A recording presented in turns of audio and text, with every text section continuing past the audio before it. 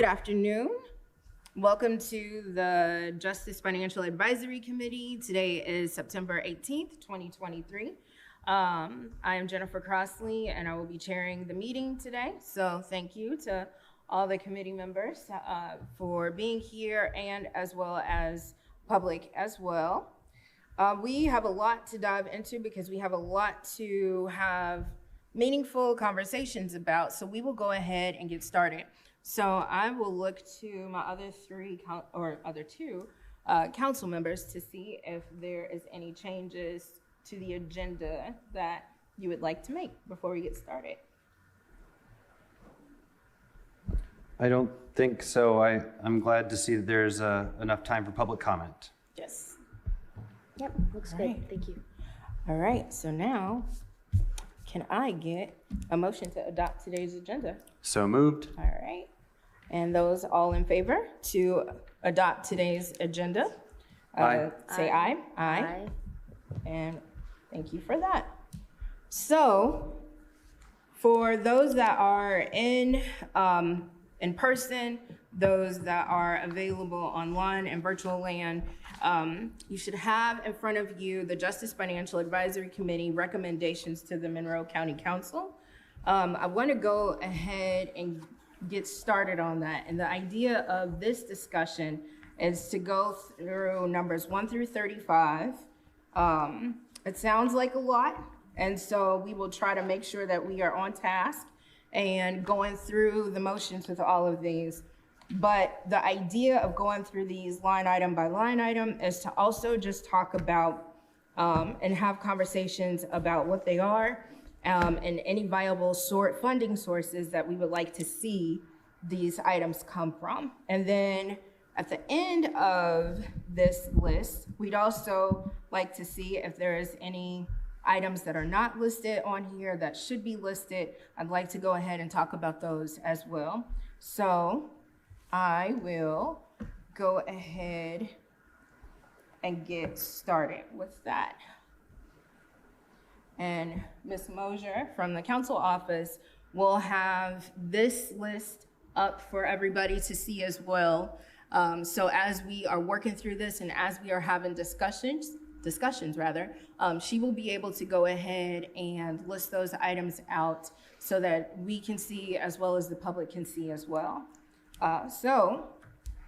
Without further ado, actually, before we get into that, I do want to go ahead and just kind of give just a slight brief history of the Justice Financial Advisory Committee, since those that are joining here in person and virtually might not have an idea, since we have some new folks that are here in person or watching online as well.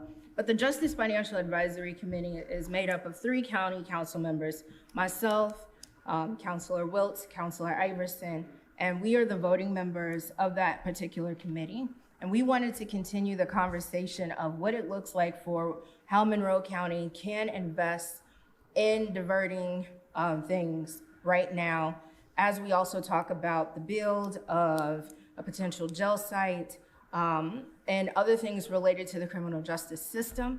I think we have city and county bodies here. We also have someone here that has had lived experience, Misty, which we definitely appreciate the voice that you have brought to us here.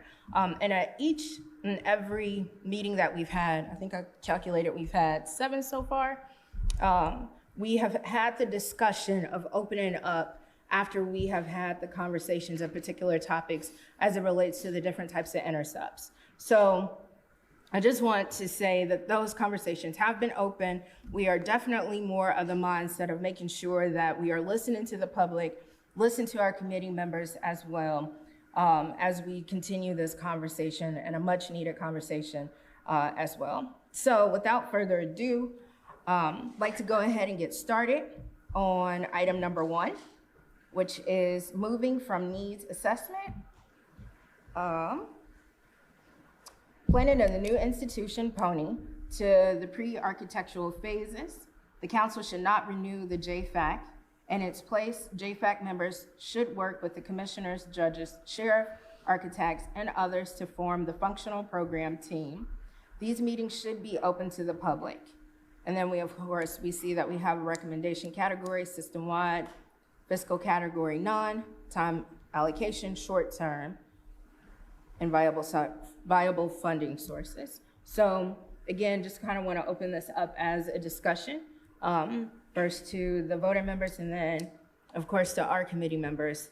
What are the thoughts on item number 1? Yeah, I think this is pretty self-explanatory that we, as a community, should probably move from ideation of what needs to be done to the doing phase.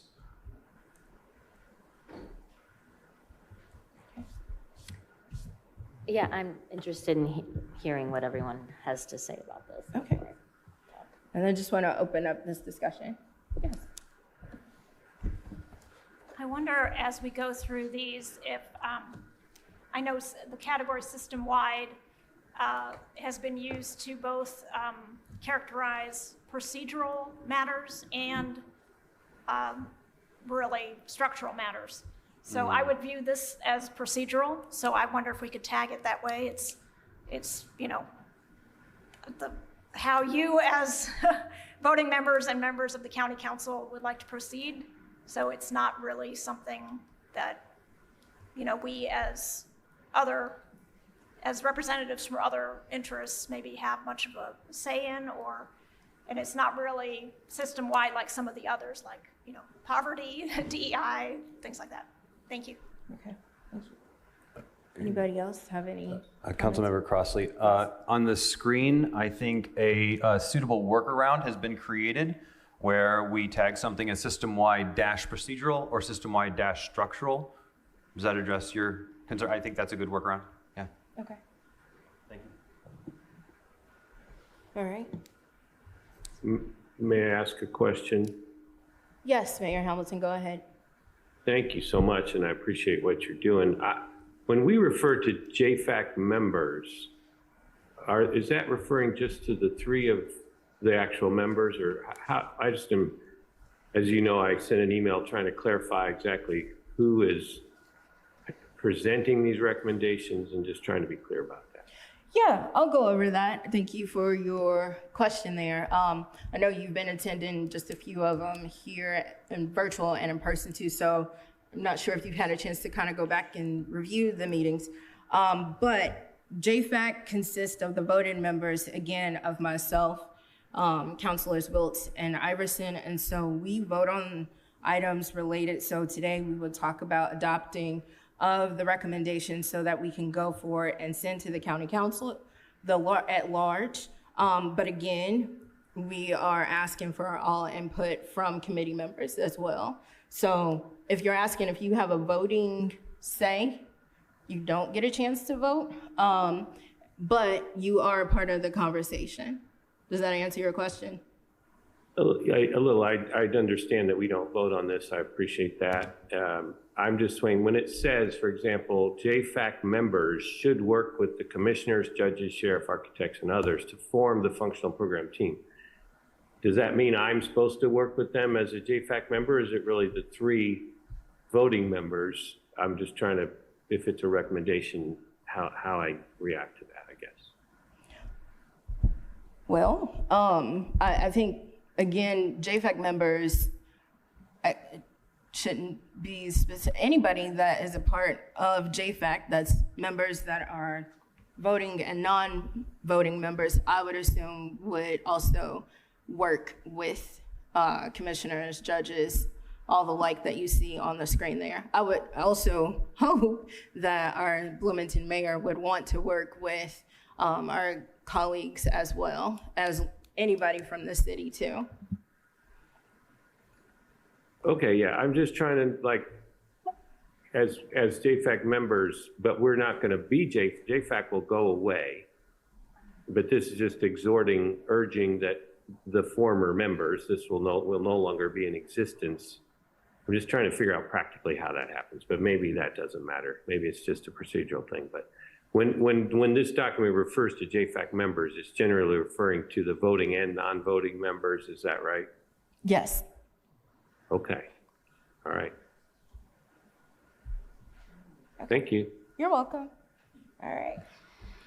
So I had Yeah, go a ahead. comment as well, because I do think that it could be more clear. And so perhaps what we say is that the functional program team, as defined in the Pony Phase 3 information, should include at some level JFAC members in addition to commissioners, judges, sheriff, architect.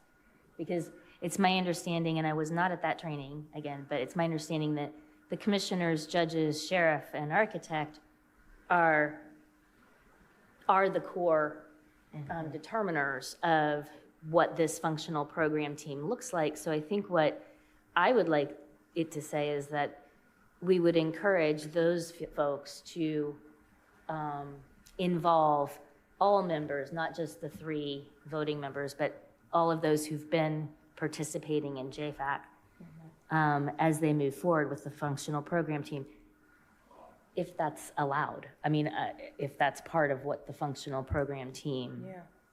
I guess is intended to do, but I assumed that there would be opportunities for input. yeah, I think that's a good point. And I don't mean to put 2 people on the spot here, but I'll go ahead and do it with love. And we have Commissioner Githens and Sheriff Marte. I would think, I know you both have attended those. I guess what would be your thoughts on this particular part here? It's been a while for me. We have received that training, so I really can't tell you verbatim about that particular question, but I can't see why it would be even an issue to add more people to help out and give their opinion. That wouldn't hurt. But I remember the template that they gave us was pretty much the core, obviously, what you just stated.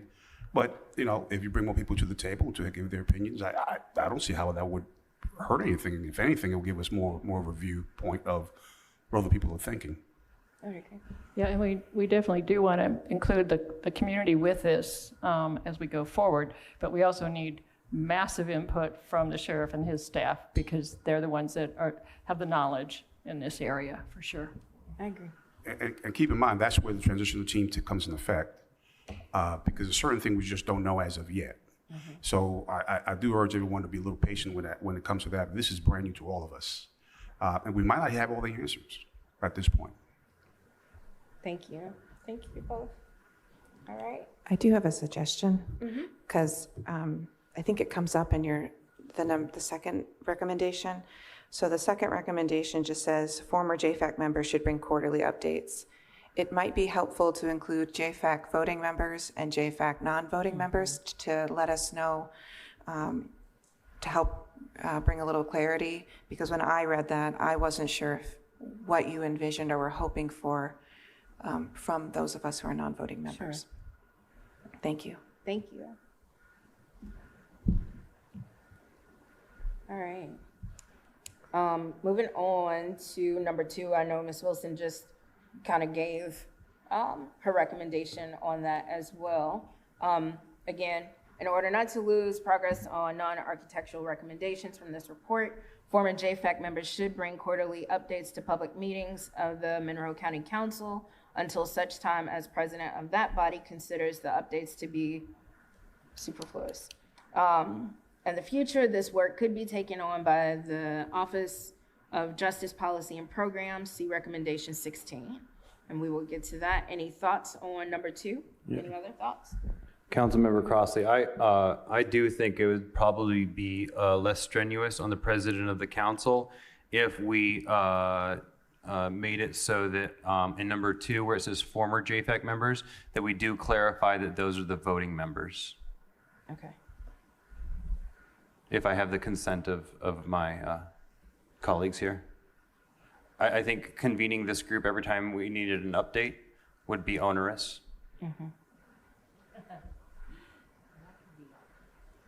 But not unwelcome. Okay. Any other suggestions on 2? Go ahead.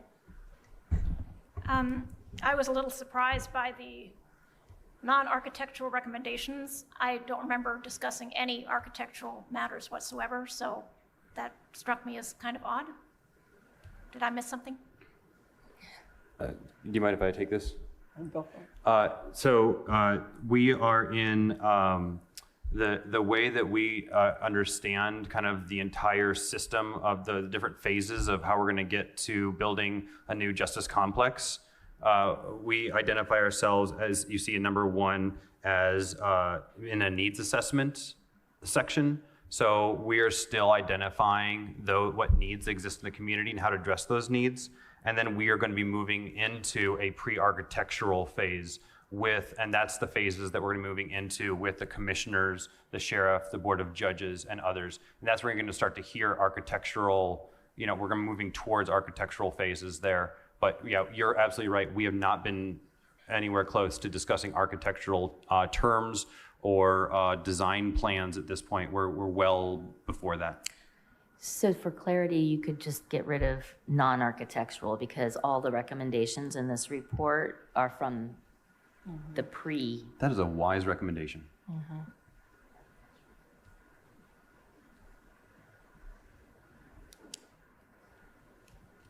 Okay. And I did have some questions about the Office of Justice Policy and Programs. Would you like me to wait till we get to number 16? Yeah, that Okay. would be fine. Thank you. Anybody else on item number 2? I would mark this as procedural as well. Okay.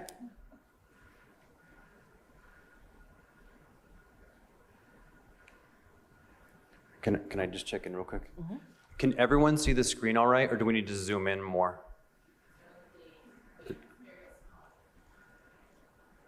Thank you. Feel free to, shout out, raise your hand, whatever you need to do. Is that better? All right. Thank you, Ms. Carson. You're welcome. All right. Number 3, council should establish an interdepartmental justice dashboard by working with Monroe County Technical Services Department and user groups to address the key critical issue, number 1, in the Kinray study. Open for discussion.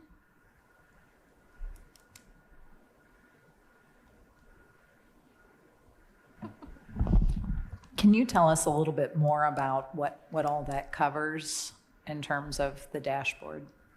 Yeah, I'll let Councilor So Anderson in the go. Ken Ray study, the very first issue that he and his team raised was it was incredibly difficult to come to any conclusion because so much of our data is behind the Spillman service, and people who use, or departments that use the Spillman service, have different access to different data, and so there's not a lot of transparency when it comes to some of the issues that we're talking about. So this recommendation would be a very starting point to establish a dashboard by asking very simple questions of what is allowable to be public. Can we report data that the sheriff so generously reports in his annual report and put that in a dashboard and marry that with the data that Community Corrections is putting in their annual report, so that instead of having to go and hunt through the sheriff's website and the Community Corrections website for data, that it's all in one place. And we could similarly have conversations about using NAACP reports or any adjacent reports that are coming from nonprofits or other agencies in the community as kind of a one-stop area where you could find some of these data.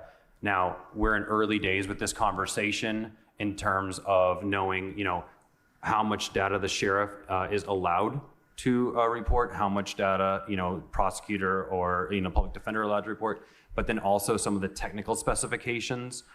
So this recommendation is to start a conversation about doing this, but I guess that's part of my question is this is the only place that references the dashboard, isn't it?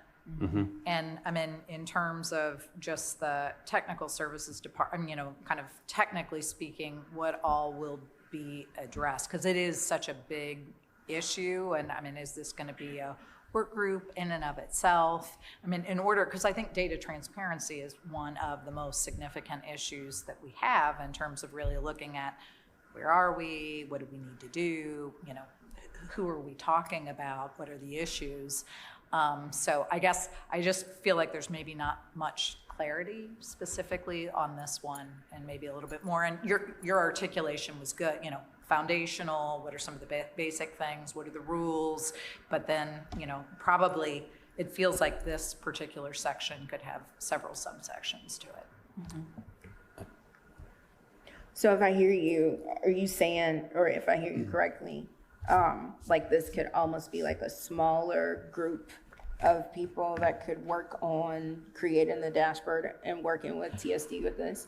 I think in order for you guys to be able to successfully do that, it seems like you really almost have to have some kind of a working group, you know, to create that dashboard or troubleshoot problems and that kind of thing. I don't know. And will this be housed in the sheriff's website? Will it be housed in the county website? Who inputs the data? You know, where do we get the staff for that? It's not cost-free to do these kinds of things. Well, and number one, that's why it's a fiscal recommendation. So, and I really appreciate your point. And number two, we've also heard from the community that the county hosting this, maybe the data may not be the most desirable thing. Maybe we want to work with an external partner to host the data. And these are all questions that I don't have answers for, but we need to start talking about them because it's such a big issue. Okay. Just as a suggestion, it might be helpful to find 5 to 10 data points, concrete data points, and start from there to figure out some of the challenges in whether or not it's going to identify individuals in the jail, to figure out how you're going to be able to get all that information and what type of time period. It might have to be quarterly, it might have to be every 6 months, but maybe 5 to 10 concrete data points would be a helpful starting place, because there's so many data points that I think we're dealing with all the time, trying to figure out which ones you're interested in, how to get them to you. We can't get to second step until we get to first step. So. Mm-hmm. So on this dashboard, like theoretically, I think one of the most important things for our community members to know is like, who are we incarcerating? Because I do believe that there's somewhat of a misconception that everybody who's locked up in our county jail are super violent offenders. So are we able to like let the community members know, okay, this is the amount of people that we have in our jail currently that are violent offenders, and this is the amount of people that we have who are rearrested on like probation violations or technical violations for problem-solving courts or whatever else. I mean, I can't speak for everyone, but I do see, like, I often hear, well, the people in jail are dangerous, they're scary, they're whatever. But if we had a dashboard to say, okay, like, is everyone that is, you know, to like let the community know, like, this is something that people are often arrested for, and it is a nonviolent charge. Like, I think that's important. That's a good point. Yeah.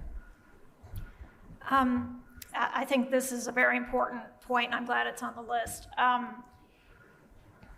But I think that we need to establish what data are we talking about? Is it already being collected, or are we also looking at collecting data that is currently not being collected?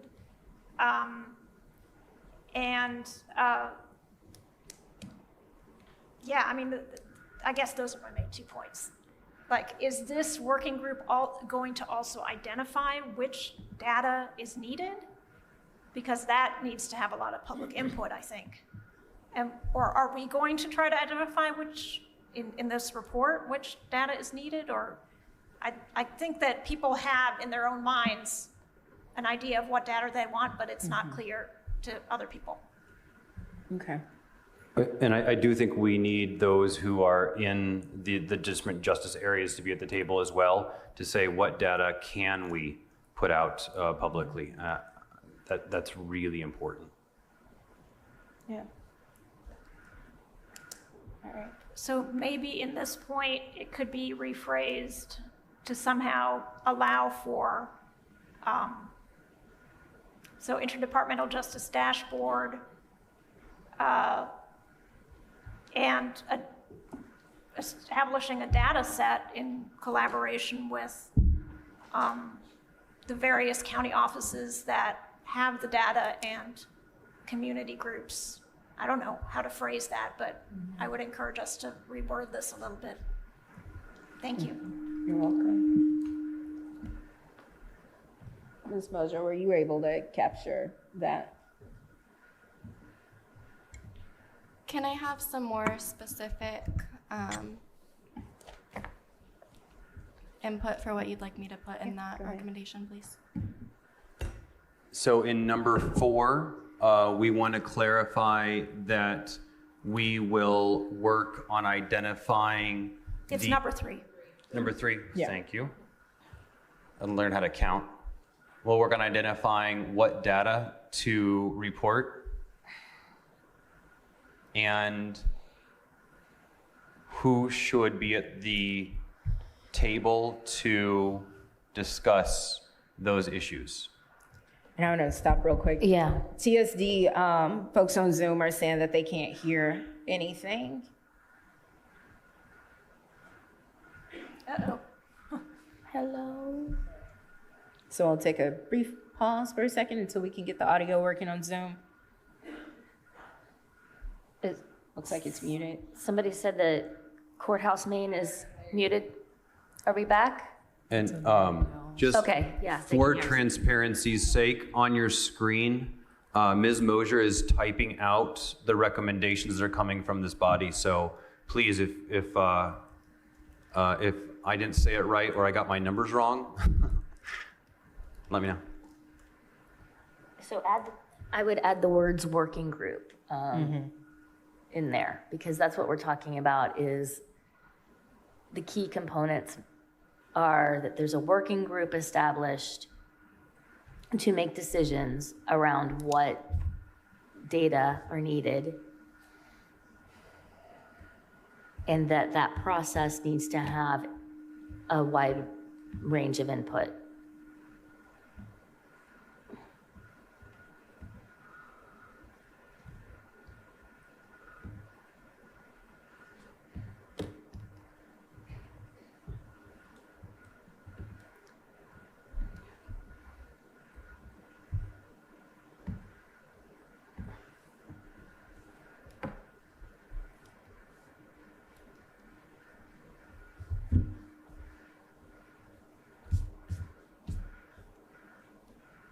All right. I think it should also be noted at this point that when it comes to task force creation or functional program team creation, that is set out in statute as a duty of the Board of Commissioners.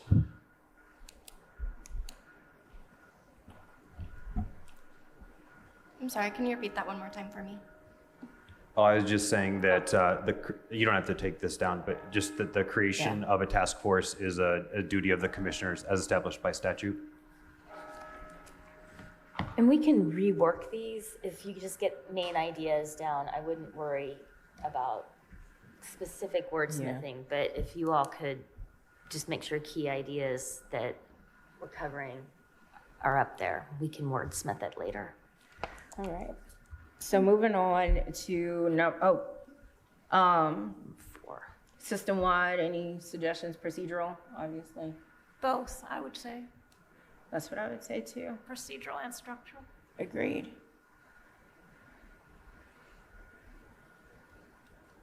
All right. Number 4. Foreign JFAC members should monitor investments such that there is at least parity for incarceration and diversion/treatment, and include this in quarterly reports to the council. See recommendation number 2. Any thoughts on that? So first, we're talking about the three of us as opposed to the bigger group. Yes. So the voting members.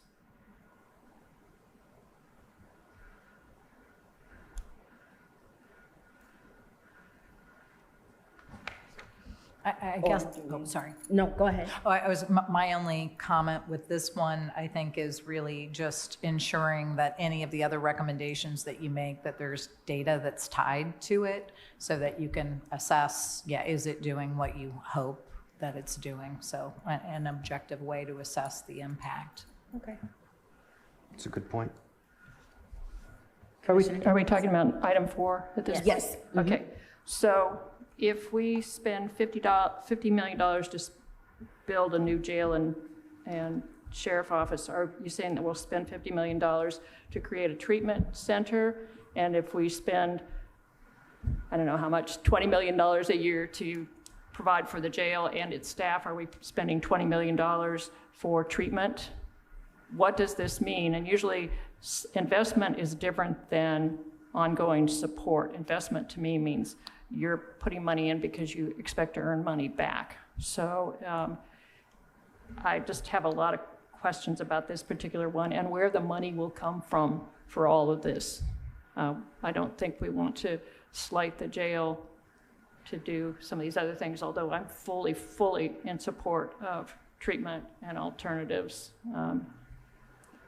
certainly. Actually, I have a similar question, how we're evaluating parity. And this is where I have to rely on the commissioners and the county council because we're getting into how budgets work. But my understanding is that a jail statutorily will have to come out of county funds, right? It's not something that has to be funded by the city. Correct. The city does, I know, has made investments in some of the treatment programs we're talking about, but they also don't have the expenditure of a jail. So in assessing parity, I would be curious to see when you're assessing it, are we looking at some of the investments made by other bodies as you're balancing out the financial burdens that I know the county has that the city doesn't? I was just trying to understand that a little bit more. Yeah. And I think that's actually a good point because I think I've spoken to a few people around the table in regards to this. Even though the county is mainly the responsible bodies for the jail and upkeep and facilities and things like that, I know we also have opioid settlement money, both city and county alike. So I do think that's where, my opinion, is where I would like to see both city and county put to use those funds collectively to try to see how we can work on investment in treatment and whatnot. So that's just my wish list of things, but I'm all open for suggestions. Councilor Iverson. And I really appreciate the comments here. I don't want to obligate the Monroe County Council to an expenditure of funds that is above and beyond what is practical or reasonable, particularly as we had our treatment conversation. There's a lot of issues around waivers for different services. We cannot obligate the council to an investment. What I do want to point out here is that the word should is around the word monitor. I don't want to get into a situation where we are backing ourselves into investments into making a larger jail or a jail that is not meeting the needs of the community, and at the same time we are not investing in mental health or in substance use disorder or treatment. I absolutely don't want this to read like we are obligating the council, but I do want to be able to look at this from a critical lens and say, have we dropped the ball in terms of treatment? And we need to keep our eye on the ball because another question is, in terms of parity, what is the timeline on that? When do you stop counting? So there's a lot of issues. May I also say too that with treatment, we can tap other sources for funding for individual treatment, whether it's Medicaid, private insurance, things like that. We can't tap other sources of funding to pay for our jailers, to pay for the food in the jail. We cannot do that. So when you look at what is, I think, monitoring expenditures, not investments in this situation, but I think you have to decide what are all the different sources that help to fund these things. There are 2 hands raised via Zoom. Okay. Sorry, I couldn't see that. I will go with Miss Beverly Calendar Anderson. She has her hand raised. If you can go ahead and unmute.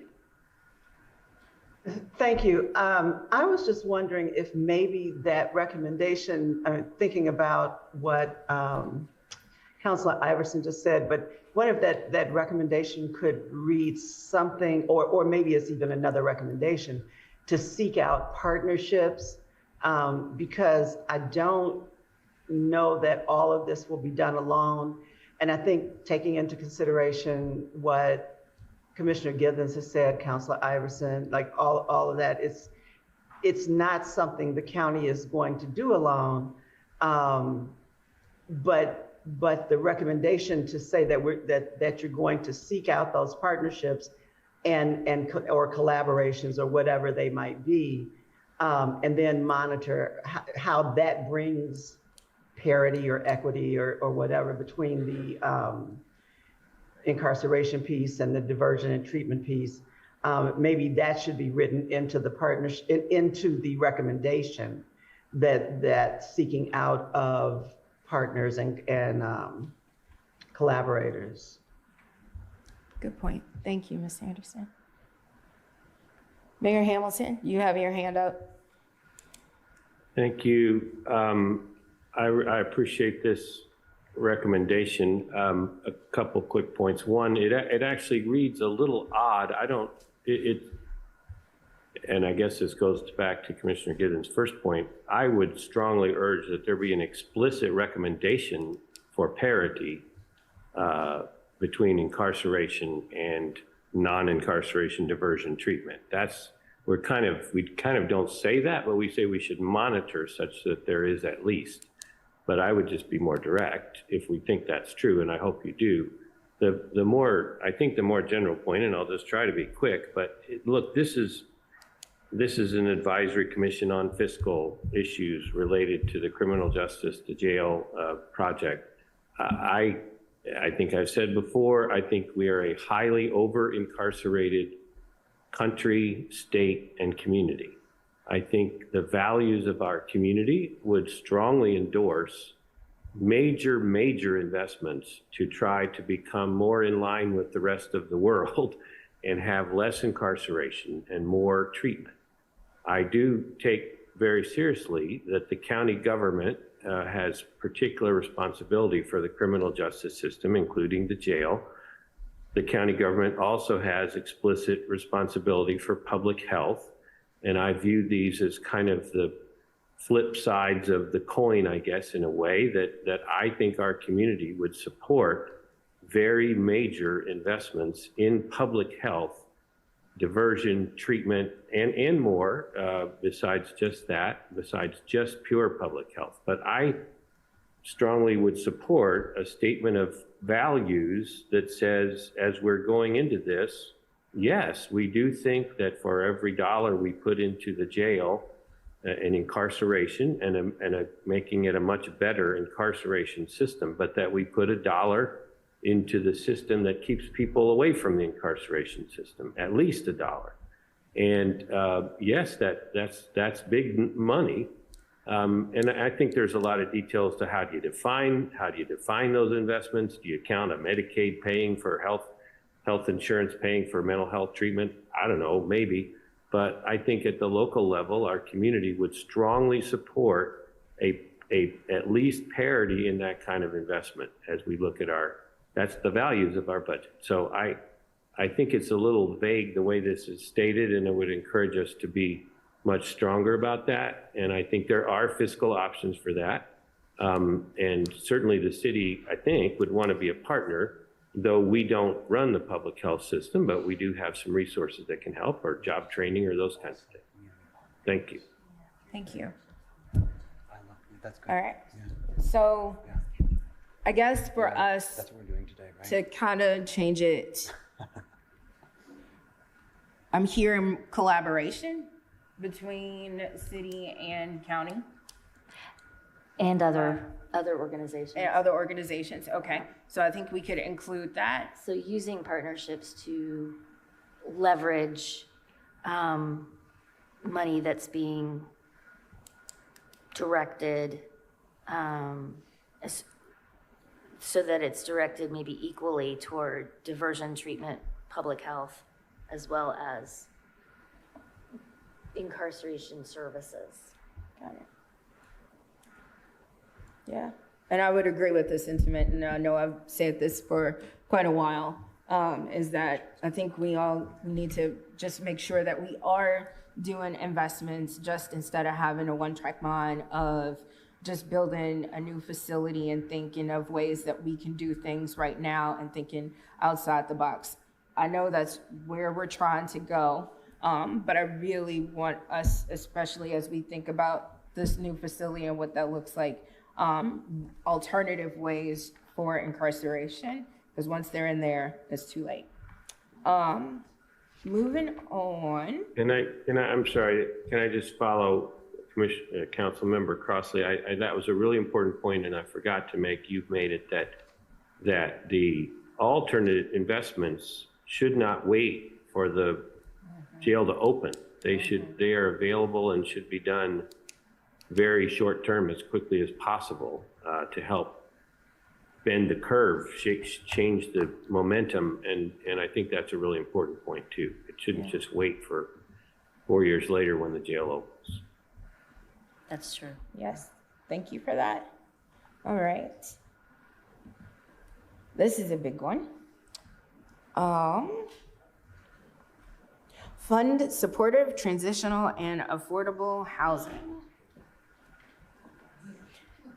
I think we heard a lot of discussion and conversations, various groups and organizations coming to us explaining how they would love to do more, but this is the part that seems to be a countywide issue, is that we heard there is a very lack and very little supportive transitional affordable housing. So let's get into that discussion. Who wants to start? Go ahead. We heard this recommendation every single week we gathered. It didn't matter what we were talking about, this came up. That's why there's 3 qualifiers in front of the word housing, is because we heard that we need supportive housing. We also heard we need transitional housing. We also heard we need affordable housing. I think there's overlap sometimes between some of those terms, but there's also a distinction between those terms. And this is what gets really tricky with the housing conversation. In particular, I will point out in the treatment section, this is where we landed, is that the biggest need right now in terms of treatment is in transitional housing. So I just wanted to send that out there. Mm-hmm.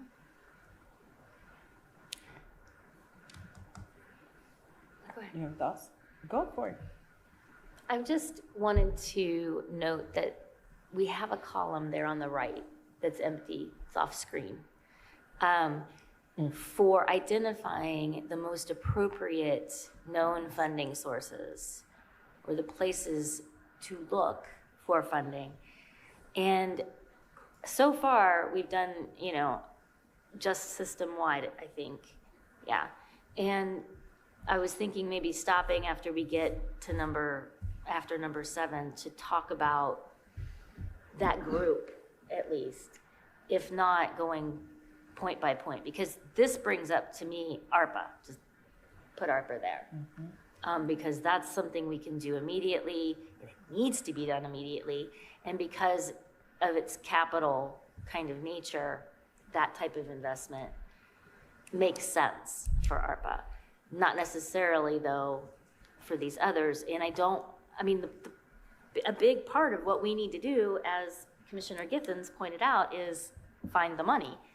And I think this is a good place to at least brainstorm on each of these. Does anyone have particular ideas on funding sources? We listed potential ones generally at the end, I think, of this document.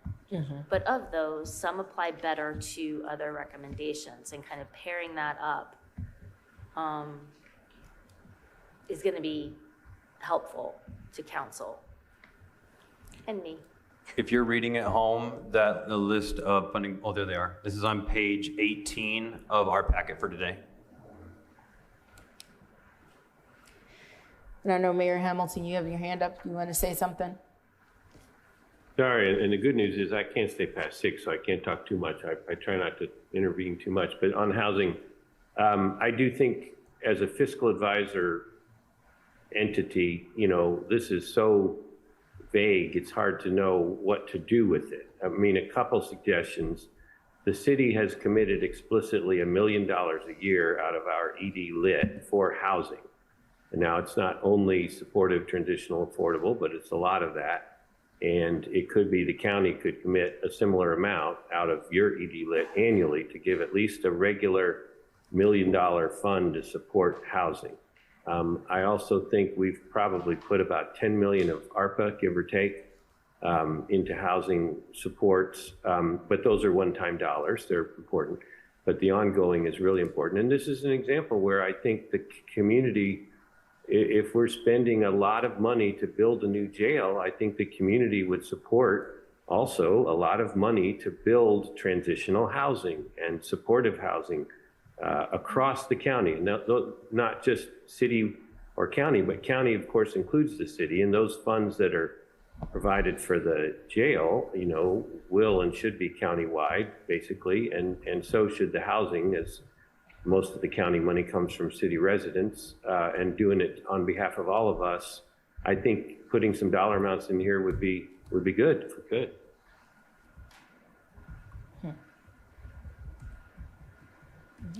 I was just going to add, it may be obvious, but here also partnerships with nonprofits, with the city, with townships perhaps, are very important.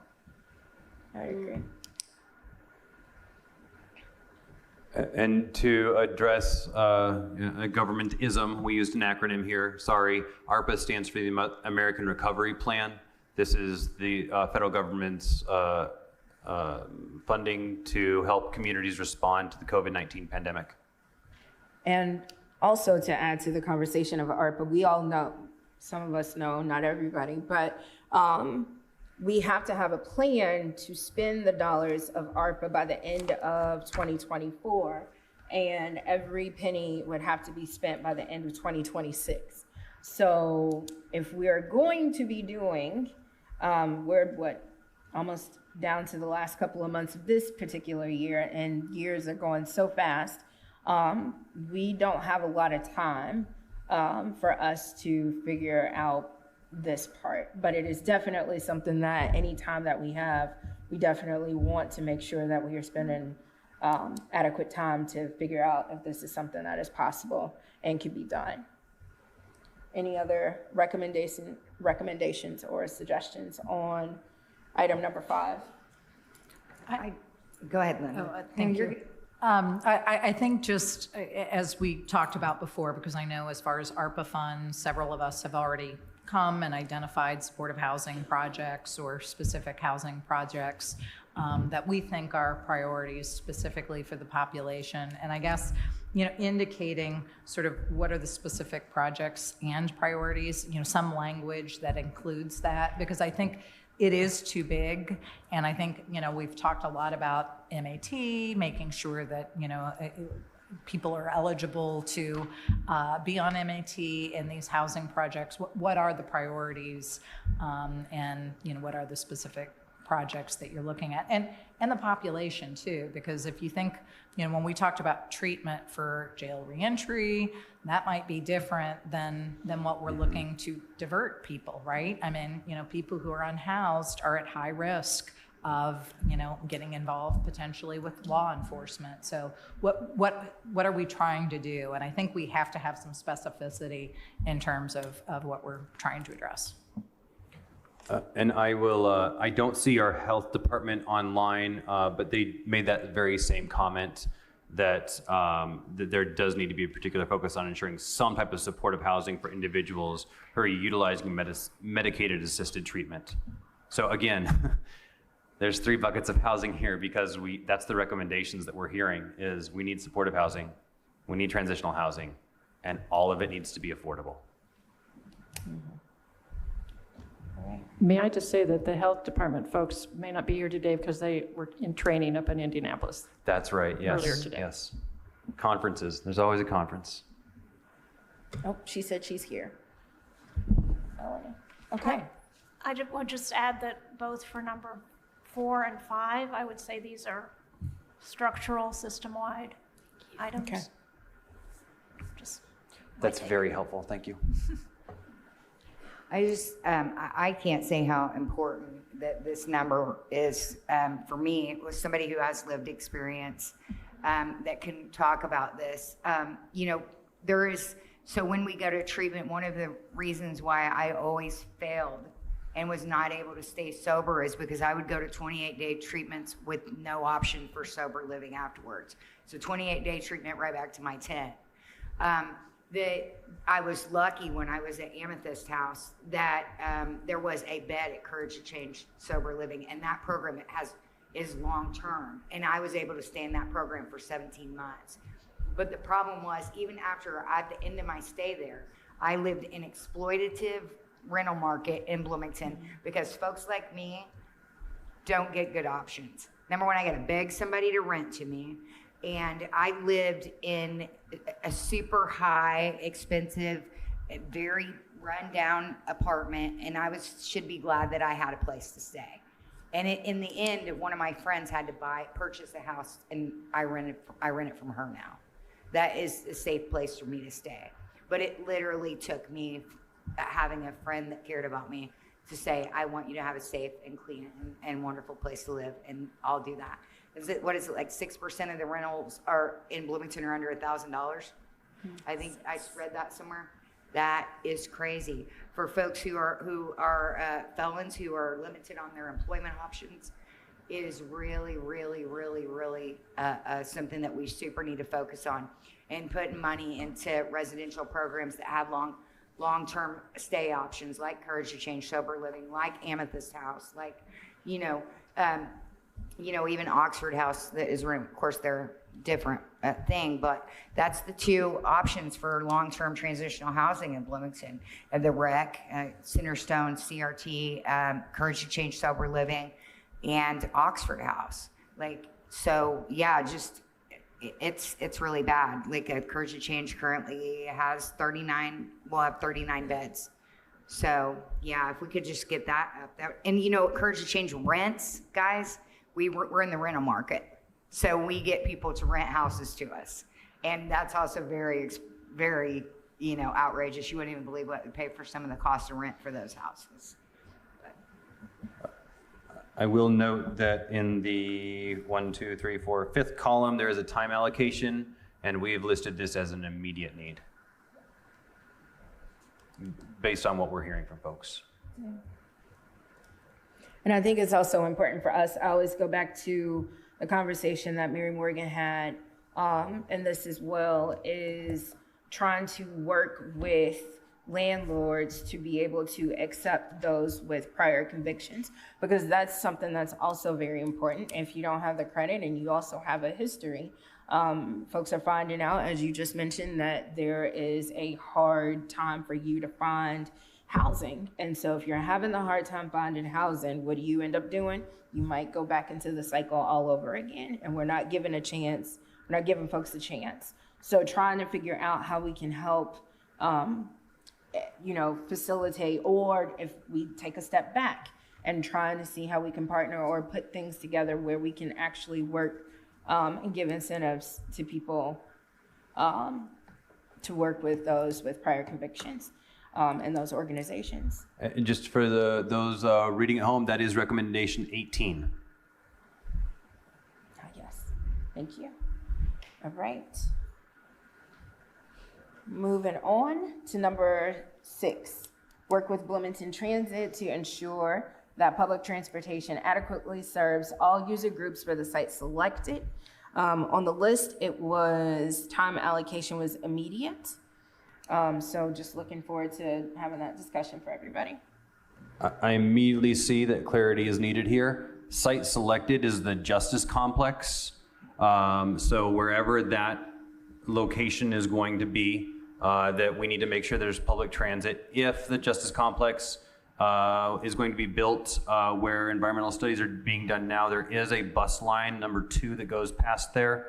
But we, based upon, who all is down there, we want to make sure that there's capacity for folks. Again, this is something that we heard over and over again. Almost every single session, no matter what we were talking about, was we need public transportation for folks. And I would also see that as structural. And from a fiscal standpoint, could we think a little bit about what does that mean? It says, I mean, I don't know specifically from a fiscal standpoint how we would invest to ensure that public transportation adequately serves. I have some thoughts, but I want to collaborate with my city colleagues. Well, the good news is that through the ED Lit, the city is adding $3.8 million a year to the Bloomington Transit budget for expanded service. So the site that's currently being studied is in city limits. And so I think that as far as the county goes, I don't see that there would be any significant funding commitment for this, unless you all wanted another bus route that, doesn't exist yet. Yeah. But for perhaps increased frequency would already be in the plans based on the funds that the city is given. Okay. The mayor seems to have something to say to that. Go ahead, Mayor Hamilton. I would just add that first, I'm not sure I would call this immediate in the sense that if it's really looking at when it opens up, you got 3 or 4 years, but just note that. Second, it would be instructive, I'm sure, to know in the current location, which is heavily served by transit routes, how many people use transit to get to and from, just in terms of planning. But I agree with Councilmember Piedmont Smith that basically if it's located in the city limits centralized, that it's likely just part of figuring out who needs to ride the system where and how frequently and all that kind of thing. I will also add that based upon what comes out of our transition team, that we might need to be thinking about additional transportation measures in order to shuttle people back and forth. I don't know that that's going to be the case, but that could be the case. So I don't want to drop the ball and not talk about transportation. Maybe the term Bloomington Transit is too specific, but we also have not gotten to the point yet where we're talking about the functional program and what activity is going to be taking part in that justice complex to know that, yes, indeed, we do need a shuttle on Tuesdays and Thursdays from 9 to 4. We're just not there yet. But we do need to put in a placeholder for transportation. Just to clarify, is that if you have a justice complex and you don't immediately co-locate all the departments, is that what you mean? Yeah, or if we had individuals, we could come up with a lot of scenarios, but that was my thought. Okay, and actually, since you mentioned that, I did notice that I didn't see on any of the recommendations anything about co-location. So this might be a good time to bring up. I was wondering if that would be included in your recommendations. And additionally, from a fiscal perspective, I was wondering if you're recommending any type of evaluation for the negative fiscal impact of not immediately co-locating the jail, the courts, and the other attorney offices. I think at the end of this, if we can get through the list here, that's where I would like to go back, if that's okay with everybody, is to go back because if we do want to go ahead, sorry, I'm losing my voice here. If we do want to go ahead, and I do recommend that I think we need to talk about co-location and have a serious conversation of that, we can add that towards the end of the recommendations. That's definitely something I want to get into. Okay, so we got a lot to go through here. And I'm slowly losing my voice. Number 7 engage in a formal mapping process of sequential intercept models through the National Alliance of Mental Illness. Any discussion? Is that something that's already happening, Commissioner Giffens? We're trying to organize it, and I'm waiting for one other person to be on the planning, to get approved to be on the planning group, because we have to specify who's on that planning group before we can schedule anything. And so we've been looking at it already. Okay. Can you expand a little bit about that, please? Because I'm not sure if everybody knows about that. So the National Alliance of Mental Illness here in Indiana is willing to come into our community and look at at where there are gaps in treatment and other things that would impact people that fall in different places on the sequential intercept model. And so I've started to make a list already of the different organizations that we have. We've updated some of the stuff already that Eve Hill had put together in her initial report, because there are some new places and some that she just didn't include for some reason. And so as soon as I get approval for this one additional person to be on the team, and I might want to recruit somebody else, Misty, to be part of that planning group, we'll get this scheduled. So yeah, it's been initiated, I'll put it that way, in terms of county working on this. And this will be a process for us to see where those gaps are that we need to fill, basically. Yeah, I guess I'd be curious who is on the committee at this point, because I know, we do have a SAMHSA grant where the SIM mapping is, one thing that we could do, and we have 2 SIM trained people through NAMI that have gone through that, so they are trainers, but I haven't heard anything about the county doing this, and would really want to make sure that as sort of a primary treatment provider that we're involved in this process.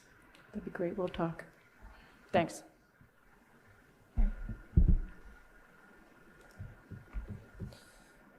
And I would assume that has some funding. So funding would come from. It sounds like it's We just need to feed people. Yeah, it's very inexpensive. I think they're coming in for free. Oh, And yeah, and I think that we're looking at holding it at someplace like the new library branch or something like that, where again, we wouldn't have to invest funds for that. Good, sounds good. Okay, moving on. Anything else on point number 7? All right. Number 8, work with commissioners and sheriff to establish services with New Leaf New Life for reentry planning, case management, and reentry programming and its treatment plans for inmates with mental illness /SUD to support a warm handoff to additional community service providers through in-jail treatment and transition planning. Service provided by this contract would directly liaise, with a new position in the jail. See recommendation 11. Any thoughts? That's a lot. Councilor Iverson. When at the very first meeting, and now we're getting away from system-wide and we're getting into the different meetings, the very first meeting when New Leaf New Life presented information to us, it was all about that warm handoff, and they presented recidivism data that they have that shows that they're very good at what they do. They're very effective at what they do, and I think part of that is because their staff is individuals with that lived experience that knows what's going on and what people need and where to meet them where they're at. One of the things I'm really also encouraged by is the fact that when they presented, they talked about how lean their budget was, and if they had just a little bit more, they could really expand services. And I think one of the powerful things that we could do is we could take recommendation number 11 for the reentry case manager, pair it with, so that's on the inside of the jail, pair it with someone on the outside, and just have this really robust warm handoff system that we just don't have yet. Now, do I think that those are the only organizations that can work on a warm handoff? I don't, but I based upon that meeting, I was just really impressed by what New Leaf New Life has been able to do.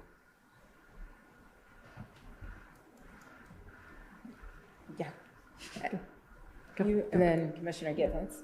No, I really appreciate the discussion of trying to facilitate a warm handoff in some of these situations. I did want to make a recommendation, though, for some consideration. It looks like in terms of recommendation 8, we're talking about a service provider. You're talking about planning, case management, and reentry, which are a lot of different programs when I read it. I would also look at number 11 of your recommendations, fulfill the Sheriff's Department request to create the reentry case manager. Then you also have number 12, implement the IRACS system. And then on your 30 recommendation, there's an add a substance use disorder counselor in the jail. And one of the things that I think would be helpful, well, a couple things. First, when we talk about case management and reentry, specifically case management, I don't know if we're always defining that word the same way. I think it would be particularly helpful when we're talking about number 8 to consider all of those recommendations, because it's easy to look at different points and see problems but not understand how they work together throughout the system. Additionally, I don't know how those individual positions interact with pretrial release, probation, court orders. I would again invite all the county council members to spend some time in court because I can tell you we'll be in court. We all agree we're trying to get someone to treatment. We're trying to figure out the conditions. We're trying to create the circumstances for that warm handoff. And I'm not sure how any of those positions are going to interact with that court order, which is which I think is another thing to consider. And we might have come up with a warm handoff plan that I'm not sure how it's going to be communicated. I don't want to cause further confusion, and I also want to be efficient and make sure we're meeting all the needs that we may have identified, the judge, the defense attorney, and the prosecutor in that room. So that's just a place where I think it'd be helpful to spend some time in court to see how they interact, and also to get a job description of all of those different positions, and to speak with pretrial release and probation and those of us in the justice system. You might be duplicating efforts, which may create greater barriers for defendants. I think 8, 9, 10, 11, and 12 all kind of are intertwined here. I'm not sure on number 11 and I would ask the sheriff this, if he wants that reentry case manager to be part of the medical contract, or if you want that under your own authority kind of thing. But also with number 12, if we can get the IRACS program going, and I'm supposed to talk with Jamie Whitaker this week, we've made arrangements to talk and see what, next steps. They will help fund some of that, at least for a couple of years. And this is state funding that would come with the IRACS program that would help with some of the recovery kind of stuff. And then last Friday, Peter and I, or Councilmember Iverson and I, and several others through SUDAC sat through a session, a lunch and learn, where people from Scott County came up and they talked about their recovery community organization. And so that's part of what we will have to do to get that IRACS program going. And they were very, very helpful with a lot of suggestions about what we would have to do for that, which will help us, I think, get that going more quickly. So I think there's a lot of overlap and a lot of integration that has to occur between all of these, because when I look at things like funding for STRIDE, that's not just Intercept 0 for me. Right. That also is Intercept 4 and 5 and things like that. So That's a great point. Well, and that's actually one thing I wanted to bring up, is that this number 8 is actually Intercept 4. I think it came at the Intercept 0 meeting, but I think a lot of what I'm seeing is the intercepts aren't actually accurate. So I think it is important to be thinking about that. And you're right, with STRIDE it's 0 because you want to interact with somebody before they get involved with law enforcement, but police can bring them. So that's 1. You can divert then. It may be somebody coming directly out of jail. So that's Intercept 4. So you are really looking at multiple points. But yeah, if you're coming from jail, that's 4. I appreciate that. And you can see the changes being made on the screen. The original entry for Intercept 0 was intended to tie people back to that meeting, but you're absolutely right, and I agree with the edit on the screen. Thank you. Go right ahead. I had a question. Just to kind of respond to some of the discussion that's going on about this, that if you look at those positions that we're talking about, you're talking about the reentry manager, you're talking about a substance abuse counselor, another mental health professional, and a jail programs director was mentioned in there.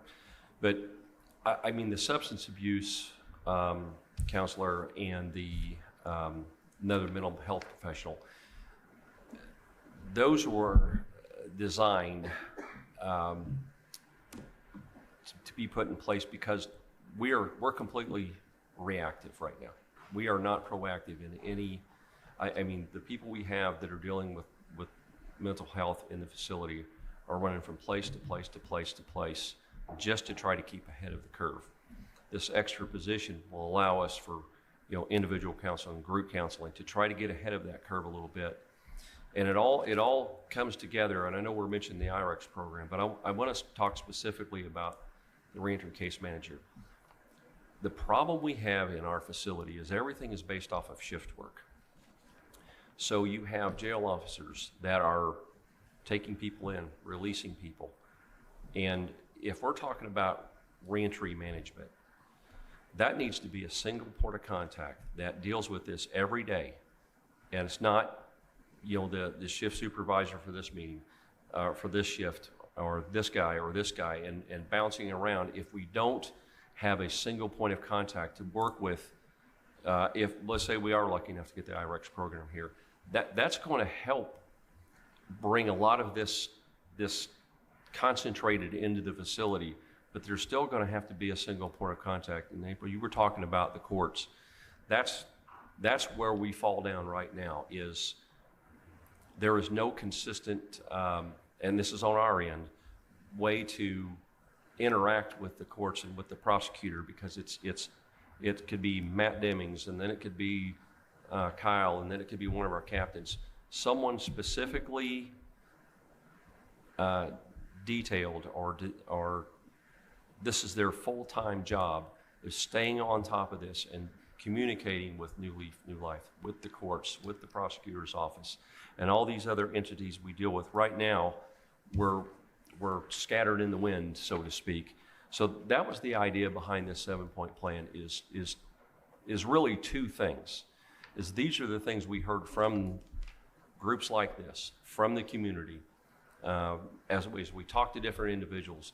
But the other part of it is how can we package it up so that it's efficient and so that it works, and that we're not chasing our tails here. And it started with us identifying and realizing that we have severely mentally ill folks in our facility, and we're running around the 20% mark, and working with the prosecutor and the courts, and they've done wonderfully with us.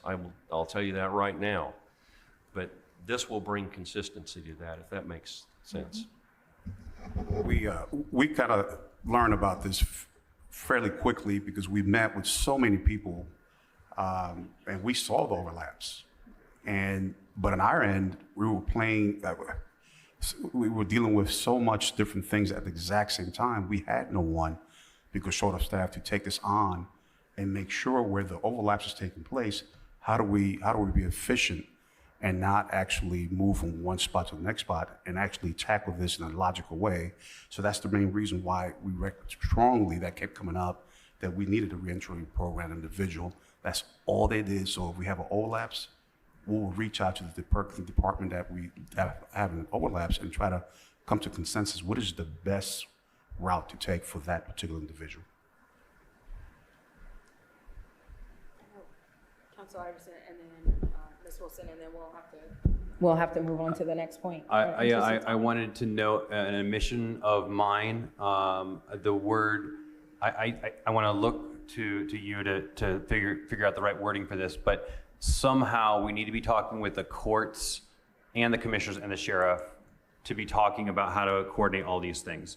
So in number 8, where it says work with the commissioners and sheriff, is inserting the word courts broad enough to address the comment that you just made? I think it's a good start, but I don't think it includes everyone. An example, and this was my follow-up question. For example, pretend Council Rembeck has a client and we're all in court and this individual we agreed needs treatment, we're going to send them to Centerstone. So they're in the jail. In the court, I asked the judge for certain things. Ms. Rembeck represents her client, asked for certain things. The judge issues an order saying this person is going to be released at 8 a.m. tomorrow. They are to report to Centerstone by 9 a.m. And we want to make sure that they have an appointment because of whatever issues with the case. At that appointment, someone actually from the public defender's office has usually reached out, figured out an appointment time or probation if they're involved. They've got that probation time. We have tried to create that warm handoff. So we have that court order. The people who are involved are the public defender's office, the prosecutor's office is the judge, and then the order should go to the sheriff's department. So then they release them, then they have given the orders in the court, but they've been advised by the court. So I'm just trying to understand how that specific example, which happens quite often, how that would interact with the IRACS program, the substance abuse counselor, the reentry person. And I'm just asking so we can have a more concrete example and figure out what's the best way to move forward. So one of the things that I think I agree with what was just said is that right now communication sometimes is not ideal between different departments. And I think as we're moving forward in the different phases, if we use Pony to go through the phases, that having a transition team or a functional program team, however you want to parse it, is going to be really helpful because what we're doing today is nothing less than trying to reimagine our system. And I think there's areas where we are wanting to do new, brave, and bold things that are expensive and hard, but I don't think we should be throwing the baby out with the bathwater. And that's where I think your comments are really important, is where this is working, where there are procedures and processes that are working, we should hold on to. And that's a future conversation that I'm looking forward to having. There's going to be a lot of conversations going forward. And I want to, simply want to be respectful of what we've heard in these different meetings to say, when folks are coming out of the jail, sometimes there's not a warm handoff. How do we fix that? And I think what you see on the screen is our first stab at trying to address that. Yeah. I will say from a new life perspective, I found something happened the other day that it was really unique that I've never seen from the jail before. I did have a client who was incarcerated in our county jail call us. It was a facilitated phone call from a guard, and he was like, hey, I'm going to be released in a few weeks. And so that maybe isn't, we're far from perfect, but that's the first time I've ever seen anything like that. So I thought that was pretty nice. That's interesting. Okay. So for the interest of time, I know this was something that we had talked about a little earlier when we started talking about item number 8. And what I'm hearing from the collective group is that items 9, 10, 11, and possibly 12 could be intertwined into 8. I don't think 9 can, no. Okay. Yeah. No. And I don't. They certainly impact one another. Yeah. I'm not sure 10 really can, but maybe I don't see how 10 is the same as, but 9, 11, and 12 are pretty integrated and at least should be put maybe in proximity to each other, if not combined in some way. Okay. I think you mean 8, 11, and 12. 8, 11. Did I say it wrong? Yeah. You said sorry. 9. Sorry, 8, 11, and 12. That's what I have written. Sorry.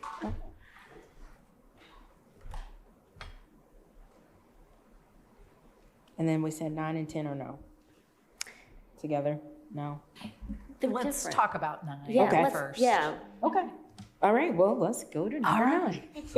Yeah, so I think, the thing with a 9 is recognizing, and that's where we're talking about stride, mobile, having mobile crisis, is true diversion, right? Like, this is really thinking about before somebody gets to the criminal justice system. And I think about, you know, the calls that we are getting now, and many that we're not. You know, a lot of people still don't know mobile crisis is available in this community and available in surrounding community. And that's really what this is getting the word out about the resources that are available. It's also really helping people better understand in the community, when do you need to call 911? To me, that's what this is about. When do you need to call 911? Because if you have somebody who's suicidal and you're not concerned about them harming, you know, they're not at imminent risk with a gun or a weapon, but, you know, they're saying, hey, I really need help. Have been so trained, and by default, right? 911 is the only number we've had to call to say, this is an emergency. What do we need to do?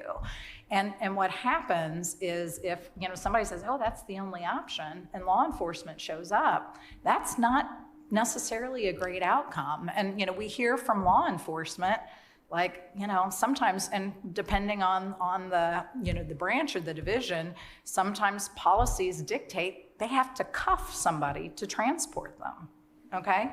So, you know, the IU student, you know, is going to commit suicide, and law enforcement is dispatched. They say the only way we can bring them to Stride, or we can bring them to the hospital, is they have to be cuffed. That is putting people, you know, that's creating trauma, right? And this is happening all the time. And I feel like that's what people still don't really understand with what we're trying to do. And we're, you know, just the tip of the iceberg in terms of the people that we're impacting at this point. But we need to be doing more, and we need the community to better understand, how do we use this? You know, what are the resources that are available? How do we begin to have this conversation? So this truly, if we're really saying we don't want people to get into the system, and if you think about, like, for mobile, you know, we deal with families as well. You know, think about the parent that's dealing with the kid that is absolutely out of control, and they don't know what to do with them. And they call and they say, help. And somebody shows up and they help them, and they get their kid into treatment before that kid escalates 2 or 3 years down the line and ends up in juvenile detention or something. You know, like, I mean, if we're really talking about something that we're doing that can move the needle, and yeah, I mean, we're involved with people throughout the system, and we see a lot of the people that we're working with right now are people who are unhoused, and, you know, they're touching multiple systems, but we're also working with people where we're truly trying to do prevention and keep them from getting into the system. The person who overdoses, and, you know, we want to just make sure that they get connected to the help they need. So I feel like we just haven't spent enough time really talking and thinking about this, but in terms of just priorities, low-hanging fruit, something that we have the resources, we have the staff. Let's make sure the community really understands and begins to use this. And I think, again, it's just our muscle memory. That's what, you know, people are like, what do you mean not call 911? Also, I know, you know, with the mayor, we've had sort of a 911 team that's really looked at, you know, okay, well, within 911, do you know, call a co-responder, for example? There's a lot of situations where having a mental health person come out with you. You have a person who's suicidal or somebody who committed suicide. You have family members. You know, how are we making sure that we're responding to that? So there's just a lot of conversations I think we're having already, but we want to continue to have. So yeah. Commissioner. And under this same umbrella, would you also include sort of the homeless initiative program that HealthNet is doing? Because they're reaching out to people and hopefully doing some of the prevention that you're talking about too. So what I'm hearing, though, is that maybe making this recommendation number 9 more robust by saying, you know, yes, let's ensure local funding continues for these services, but it sounds like you're saying we need a marketing campaign. Exactly. Around That's really things. what I'm asking for, is promotion of, this, so that. So, yeah, I mean, that's someplace that funding could be put, is to get the word out in some way. Okay. And we do have some resources. I mean, those of you guys who are involved with our group, Cook Incorporated has their marketing team is willing to work with us and kind of support us in putting something together. I think it's having the forum to do that, the visibility, and then for all of us at the table to remember this. Because, you know, now, I mean, we do get probation officers that'll give us a call and have us come over, or, you know, public defender. You know, there's so many options where you just say, hey, if we get somebody help in a proactive way, then the chances of them not ending up in the ED or with 911 being called and law enforcement, you know, being there is significantly greater. Councilor Iverson? Thank you. One of the reasons why the language that is crossed out was because it is apparent to me that what is listed there, those different programs, are a jewel of our community. It really does not exist very many other places, and I think we need to fight tooth and nail to make sure they stay here. And what I want to make sure of is if there's a grant cycle that falls through, we've seen this in other areas, that we are going to be poised to ensure that local funding continues. Now, there are going to be, again, I don't want to obligate a future council to spending X number of dollars to fund one agency, but I do want to make it really clear that when it comes, like what you were saying, this is the low-hanging fruit of how you divert people from the system. And it's already there. So yes, we need to promote it, but we also need to make sure that where we can help in the margins. Yeah. I think that obviously the overuse of 911 is, I mean, I personally have had 911 called to me a bunch. I've had the cops calling me for walking by myself. I've had, you know, like those are things, oh, there's a lady, she's whatever, walking by herself. And then the police show up. And, you know, in my experience here in Bloomington, being a homeless addict, I have had pretty decent encounters with the Bloomington Police Department. But, you know, I also, you know, out of the 30 plus arrests or whatever I have, I probably interacted with the police hundreds more times than that for calls like, you know, there's a lady out here walking by herself. You know, there's a lady standing outside of a building by herself. You know, she looks suspicious. She's walking to the woods. You know what I mean? I don't know. I think this is a far bigger problem for the overuse of 911. Like, what isn't it? Exactly what I'm saying. Like, this is a huge problem. So I don't know. I don't even know where we would begin there. So the educational component of 988 versus 911 obviously is in educating the public and trying to get all forces alike to educate. Okay. Any other points on number 9? No? Okay. How about number 10? I don't know if Councilor Iverson wanted to talk to that. Number 10, the language comes directly from testimony given by the Monroe County Women's Commission. And it is something that was not on my radar, and I felt was really important, that when there are children in the home, what do we need to be doing to, you know, to make sure that the processes are in place to make sure that, you know, folks can do that. Now, again, I don't want to be telling the courts what to do. That's not the point of this. But I thought it was an interesting piece from the Women's Commission that we wanted to put in here. Could you tell me a little bit more about what you're hoping that would happen as a result of 10, like what it looks like? All right.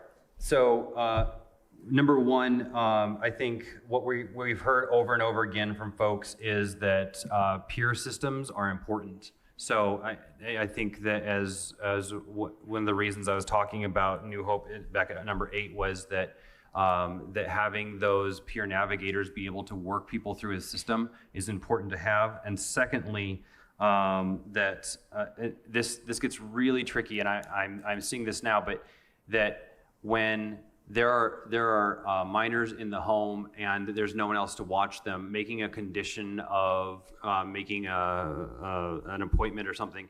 You know, we don't want people to be missing court appointments or other appointments in general, you know, for you know, the lack of childcare. This gets to a childcare issue, and I think that's the vein in which this was given to this body. I would add, I mean, I think there's maybe 3 or 4 recommendations related to peers. And as you talked about, like the recovery service organizations, I really feel like connecting those pieces would really make sense. Because, you know, I mean, that really is the intent of a recovery service organization, is to say, where do we have peers? What way are they working with? What various populations? Because there's a bunch of different populations. So I think those pieces could come together. And this is not Intercept Zero here. Sorry. It's not. Again, it's referencing the meeting, not the intercept. So that's on me. That's my fault. Yes. I see this as 2 things. I mean, in addition to what Linda just said about taking the peer supports and maybe combining those, the allowing video calls or some sort of, I'm reading this as almost like providing childcare options for mandated appointments. That seems separate to me from peer supports. Yeah, it's like 2 separate ones. Yeah. And So maybe this splits and goes with 2 other similar ones. And I also know this gets really challenging because the Indiana Supreme Court made changes to when video was allowed in court directly after the pandemic. So that's a whole nother bailiwick. I think this needs more thought. I don't think this is ready for prime time. It seems like this would be Intercept 2, initial court hearings, or at least part of it is. But I agree, it's 2 separate things, really. Mm-hmm. I can see that. I'm just curious for somebody, like, I guess my question would be more to April. Like, how do you feel, like, I have done this, and it's kind of embarrassing to admit, but I brought my kids to court with me, hoping I didn't go to jail before, you know what I mean? I've, like, man, if I bring my kids, maybe they, like, won't put me in jail.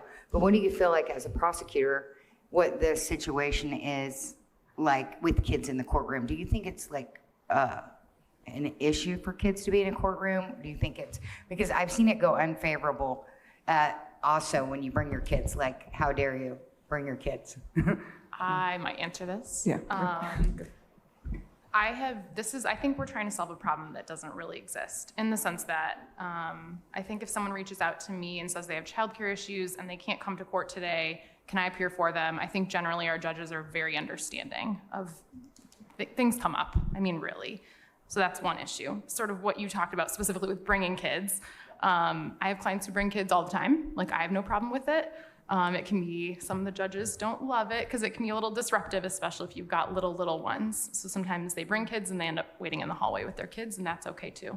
So I don't know that there's like a preference from the prosecutor or from the judge or from me exactly, but you know, it's like meet people where they are. If they need to bring their kids, it's okay. Nobody's gonna be, I don't think, upset. Oh, yeah, no, and I completely agree with Ms. Rembeck. I would also add that, for example, if there was a case where someone had kids but they were, and it would be a burden for them to come, or maybe they just had a job where they can't miss any more days because it's a new job, or they've taken all the days they can. And, you know, for Ms. Rembeck, for example, was like, listen, they're in good contact with me. I'm not going to necessarily need them to come to that hearing as well. So there's variations around that. I think when there's probation, that's the more challenging piece, I think, where you're seeing kids more often, but we usually can work that out. I actually want to jump in because I see Ms. Calendar Anderson has her hand up. Yeah, I just wanted to this recommendation, when I read it, I don't see it only being court processes. And I think that the spirit of the recommendation is that children are not a barrier to people getting the services that they need. I mean, it said to include pretrial and court processes But I also don't think that that is the only thing that was meant by this. And I think as I hear the discussion, it seems to be narrowing it down. And I do know that this was a direct quote, but I think that the spirit of having the Navigator program or some kind of supportive program is so that having a child does not become the reason why someone can't, whatever it is, get to treatment, get to a therapist, get to court, get to wherever it is. And so so I see that as a little broader than just the pretrial and court process. If I'm not on the Women's Commission, but I was there when they presented. And I do believe that it's a little broader than just the court process. Thank you. Yeah, so what we're hearing from the experts at the table is that we could be solving a problem that doesn't exist. And we're also hearing that we probably need to narrow this down a little bit more. So I want to reiterate, maybe this is one of those that we table or somehow maybe think a little bit more deeply about. Especially if we're going to parse it out into two. And especially in the interest of time as well. Okay. Or I might add that you could go back to the Women's Commission to see, the feeling behind their recommendation too. I mean, if you're going to table it, just get a little bit more information from them. Absolutely. Yeah, sounds good. All right. 11 and 12, I'd like to go ahead and group those two together so we can move a little faster here since we still got a lot to go through. So discussions on 11 and 12. 11 deals with an internal process within the Sheriff's Department, and 12 deals with an external process out in the community as it interacts with the jail. So I know Sheriff Marte has outlined the reentry case manager in his 7-point plan. And you recently discussed this in your budget proceedings with the county council. So that's moving forward. I know, but please, yeah. The main edit that I see here is merely an acknowledgement that we, as this would be enacted, we would want to make sure that there was conversation with the courts and Yes. public defender and prosecutor and probation. Yes. As part of that, because that coordination that communication needs to happen. So that's really what I heard. You said that so much better than I ever could have hoped to. Well done. Thanks. Any other thoughts on items 11 or 12? Commissioner Githen's number 12, in terms of the IRACS process, that's ongoing. That's in. It's in its infancy, I guess is the best way to say it. But they have been down, they've toured the jail, talked with Sheriff and his staff. And so from that side, it's a go. Now we have to start to work on this recovery-oriented community and get Jamie down here. And so he and I were in touch last week, and so we plan to try to flush some more out this week. We had conversations with Jamie, let's see, I think it was yesterday.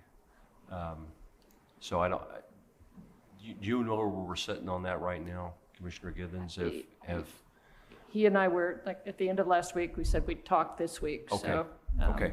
Yeah, Yeah, I know he was getting kind yeah. of, what's the word Yeah, I'm we looking for? both, Mr. Whitaker and I have had some family loss over Right. the last month, so it's been difficult for both of us. Okay, thank you. Yeah.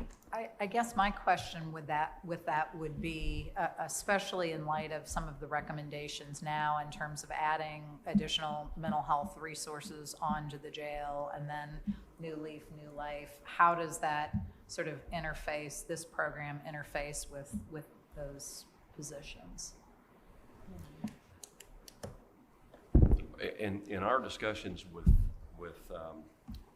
Jamie at the, for the IRACs, I think they're going to be very complimentary of each other, quite frankly, because they're going to be bringing in some of these peer counselors. And what they're going to be able to do is, again, coordinate with that single point of contact that we have as they start doing their work there and people start to funnel out. They'll have information to provide to that reentry case person that will help us direct that person to the services they need, that warm handoff that we're talking about. And in concert with that, the other two positions we're talking about, we're going to be a lot more proactive. So I think they'll kind of melt in together. But it's incredibly important for us at the facility to have our point person on these things that we can go to and we can give direction. April was talking about, one of these issues coming out of the court where someone's going to be released and they wanted to go to, Centerstone or whatever. What happens, we'll get a release order and someone will be released, and then we find out this person didn't even have a ride. So we're frantically trying to find this person to get them to wherever they're going. That person will intercept that. And that person will go, okay, Phil's getting out today and he's supposed to go to location X, and they will coordinate all that right up front, get the person out the door going to the right place. I think that all makes sense, and I totally understand that. I just think, as we've talked about with New Leaf, New Life, and using their peer and their lived experience, it does feel, and not that having more resources isn't a good thing, but when you're, prioritizing how you're getting those, if we would get funded with that, what would the implication be? Yeah. That's all. Yeah. Coordination kind of across these recommendations. Yeah. Related to that, I think, the recovery community organization that is, I guess, required for IRACs, does that have to be a new organization, or can an existing nonprofit take on that role? In Scott County, they created their own nonprofit to do that, but then they link up with a lot of existing programs to make it work, is my understanding. And they said they would send us up a copy of their articles of incorporation. Yeah, we worked very closely with Right. Thrive as they were building that in Scott County, because Scott County is one of the places that we serve as well. And, it really is a mutually beneficial thing. And again, it's peer coordination. That's really where you have, you think about the RCOs, you think about, okay, New Leaf, New Life, what's their component? What's Centerstone's component? Because I know there's a recommendation around peers. It is really just coordinating those so that you don't have people stepping all over each other. So I think thinking those through is important. Ms. Callender Anderson, you have your hand up? No, I just forgot to take it down from before. Okay. Didn't want to skip you there. All right. If it's okay with the group, what I'd like to do, just to kind of move through these a little bit more, I'd like to group 13 and 14 together, since those are talking a little bit more about Centerstone. So increasing the funding for Centerstone to support existing programs for families and peer support. And then 14 is empower Monroe County Employees Services to join Centerstone in the city of Bloomington and support employment for those recently incarcerated. I think a point of clarification here, I'm not sure that Monroe County Employee Services can take action here. I believe that should read the Monroe County Board of Commissioners. Again, that's on me.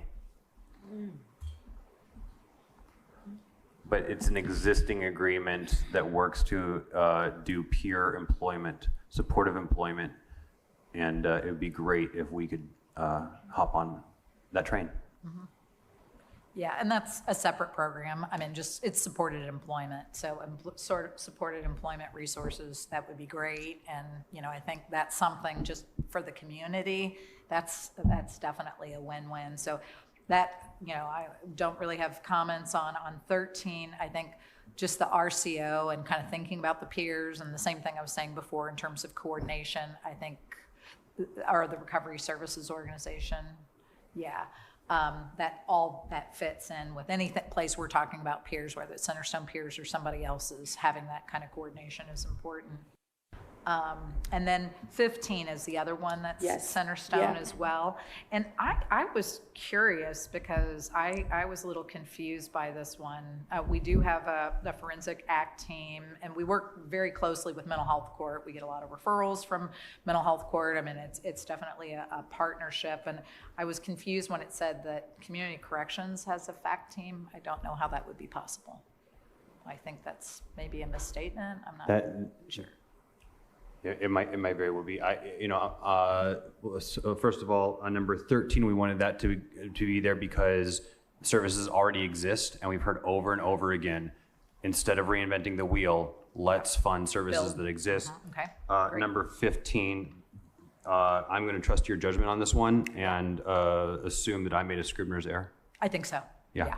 Yeah, I think continuing to expand FACT, I mean, I think is definitely a good goal and support for that, because the other thing to keep in mind, and we really hadn't had a chance to talk about it, but assertive community treatment, which when we're talking about SMI Act, when we're talking about that population, that is a best practice. Unfortunately, it is not a funded best practice, okay? So we have an ACT team, and we certainly work very closely with criminal justice. We're well trained. We're embedded with, again, all the problem-solving court teams. But the funding to really support people doing very well is not necessarily there. So I would say there might be a position that if it was funded, it would make it much more effective than it is right now. So I think really looking at that Forensic Act component and saying what are the pieces that are needed, and again, housing, employment, those are probably two of the biggest things. The other is obviously medication and medication compliance, and that can be a really complicated issue for people with serious mental illness and compliance with court. Ms. Mosier, FACT stands for Forensic Assertive Community Treatment.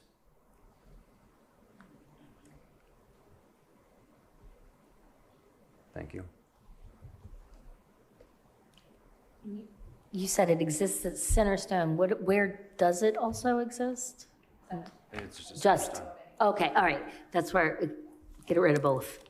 There we go. I'd also like to add for number 14, and as far as supporter employment, I think this is where I would love to see how we can get the BDC as well as the Chamber of Commerce to come together to help us with trying to make sure that we are those businesses that are low and are looking for employees can work together. I remember Misty's conversation earlier in some of our JFAC meetings where she talked about how Goodwill was a group of the big group that continued to help in the community. So I'd like to see how we could tap into some of our local ones here where we can work together on that too. And I just want to remind you guys, because I do think this is just equally important to housing, is our housing rates for people that we found jobs are fantastic. So remembering that sometimes it's not just about having the housing, it's about having a good paying job with support. So, it's kind of going in through a window rather than a door. So remembering that housing, employment and housing really do go hand in hand. And transportation is the third leg of that stool. Yes, yeah, well, but sometimes, you all have even done things like provide a bicycle for folks. All right. I'm gonna take the reins here and loop 16 and 17 together, just kind of discuss those two together. Any thoughts? 16, I brought back from Ohio, a tour of that prison facility.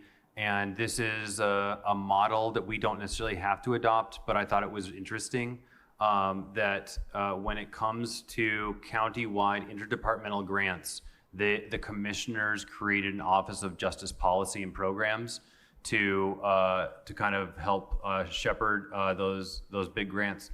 a grant just came across our desks the other day, and we were, literally saying, we don't know who's going to A, write this, and B, do the monitoring on it long term. So this is an option that another community is doing to help make sure that what we're discussing today exists 5, 10 years into the future. Go ahead. So the function of this office is primarily grant coordination and management? Okay. So this office doesn't exist to tell, the courts what to do and how to do it. This is where a grant comes in, where you need the sheriff to work with, community corrections, but also work with the probation department. How do you coordinate all that, not only for writing the grant, but also when you have reporting guidelines or it's a complicated federal grant that has a lot, how do you coordinate that at a county-wide level? And this is how Franklin County, Ohio does it. Interesting. Okay. All right. Number 18, work with Head and Home and their partners to fund incentives for landlords to rent. I feel like we discussed that a little earlier, so I Yep, don't you know talked if about it, we yeah. Need to go into details. Okay. Number 19, invest in community correction case managers to reduce caseloads.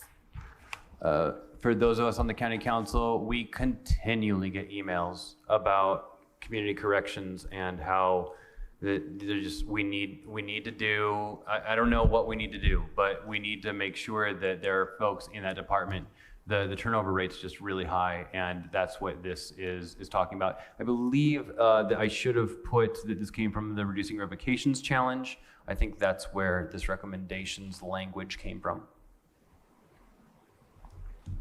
When you're talking about community corrections case managers, you're talking about like probation officers, like house arrest officers, field officers for problem-solving court. Is that like, yeah, case manager.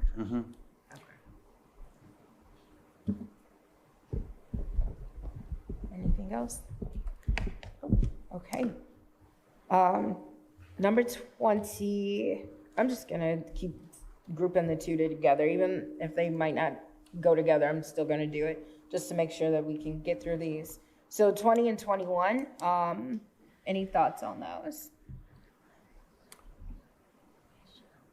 I feel like with 20, you're telling the court what to do, but that I might do. just be me. Yeah, that language comes directly out of the Reducing Revocations Challenge, and I agree that's probably not the language that we would want to use coming out of the county council.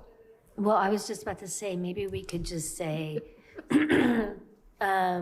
prepare to support any requests related to this type of thing.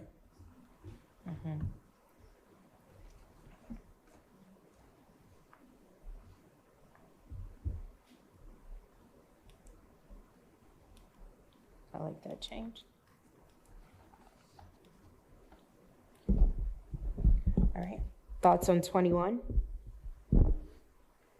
Nope.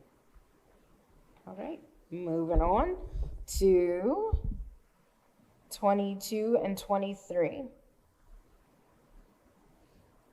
Number 22, reduce all non-statutory fees to 0 with the Board of Judges, or remove payment of fines and fees as standard condition.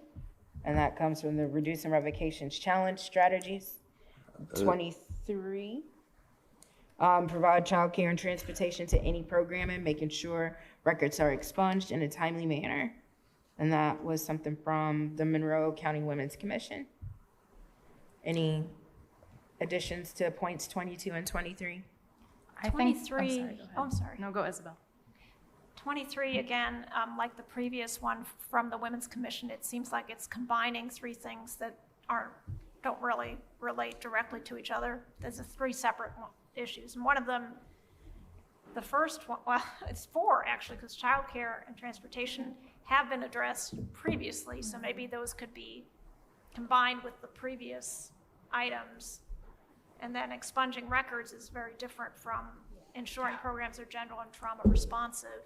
The latter, I would say, is kind of part of DEI. So maybe these points in number 23 can be redistributed to go along with other points that are directly related. Commissioner, I would say Karen probably, yeah. Sorry. So in terms of the expungement, I do think our court staff are doing their best to try to make that happen in a timely fashion. I know why it's a recommendation, and I don't object to it being one, but I do think they're doing as best they can. In terms of the second part of number 22, removing the payment as a standard condition, I think that was already discussed as part of the reducing revocation conversation. I was not on that committee. Other people might have been who were here, but my understanding is that the judges declined to remove that as a standard condition. So I don't know if there's any movement to be had on that second part of 22 right now. And I'm not sure, I know this has been discussed, and I apologize, I don't remember exactly where, but for people who are arrested and then put on, say, home monitoring and then adjudicated not guilty, they should not have to pay fees, and currently they do. They do. And that doesn't feel right to me. So I would love to see that kind of thing reversed. So, from a fiscal standpoint, I don't feel like we can tell another, a division of the courts to not charge those fees, but maybe the council could create a fund or offer to reimburse or somehow subsidize that so that those fees are not. Yeah, I don't know the nitty-gritty of what judges get to decide on fees versus what you get to decide, but I think for now I'd probably suggest some of you just meeting with the judges to start this conversation, because I know it would be, we're talking about a lot of different fee issues, and I don't know exactly who's allowed to say what about the fees. So. That makes sense. Okay. Almost done. 24, just to finish out this part of the page, 24, 25, and 26. Locate the justice complex as close to downtown as 24. Provide periodic training for all Monroe County staff in racial equity and implicit bias. 26, hire an anti-racism consultant to create a Monroe County anti-racism strategic plan. Thoughts on all of those? Number 27 goes along with that grouping. Oh, hey. Okay, well, we can add 27 into that too. I think number 24 is simple, straightforward, and fantastic. Number 25, we have something in place that I think is ending. Is that right? The garden training?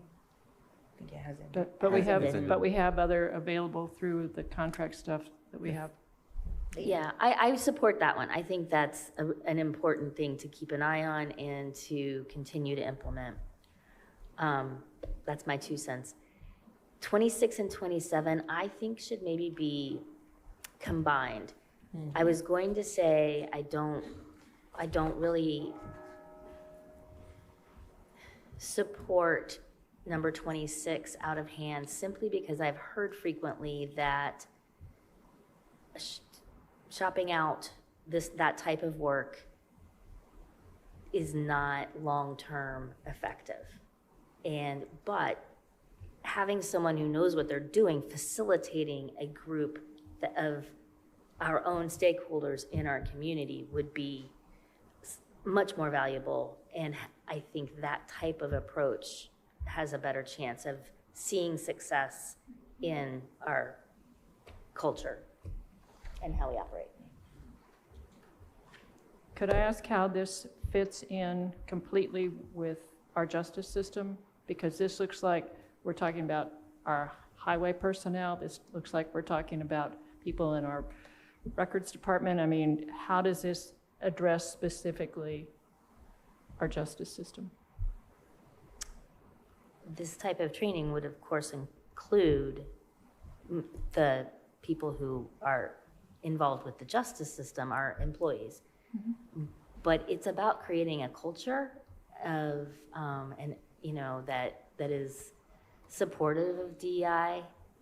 And I think once you start looking at all of the different departments that can have an impact on justice, it might be harder to make an argument for highway, but at the same time, why leave out highway from the benefits of this moving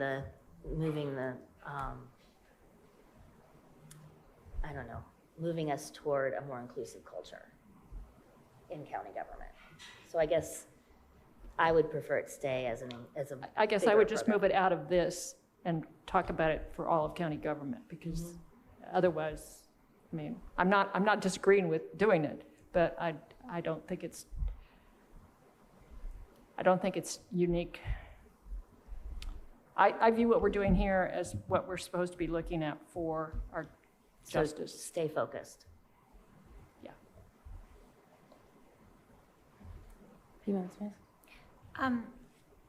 This reminded me of the need for data again, and especially considering the NAACP's report and how that they don't have the data really to do an update to their 20-year-old initial report. And that's really how it ties into DEI, in my mind, the most directly, although certainly the employees should be trained as well, anybody who comes into contact with people in the system. But we need data to track equity of the system. Police stops, arrests, people in diversion programs, and data, as far as race and ethnicity, but also socioeconomic data, perhaps. That's how we get at, okay, do we have an equity problem in our community justice system? And most of us can probably assume that we do, but let's look at the data, and then that will inform how we can improve. Well, and that's the way you're gonna have the most productive conversations too, right? If you have the data, then it's a lot easier to say, hey, we've got a problem. What do we need to do about it? Yeah.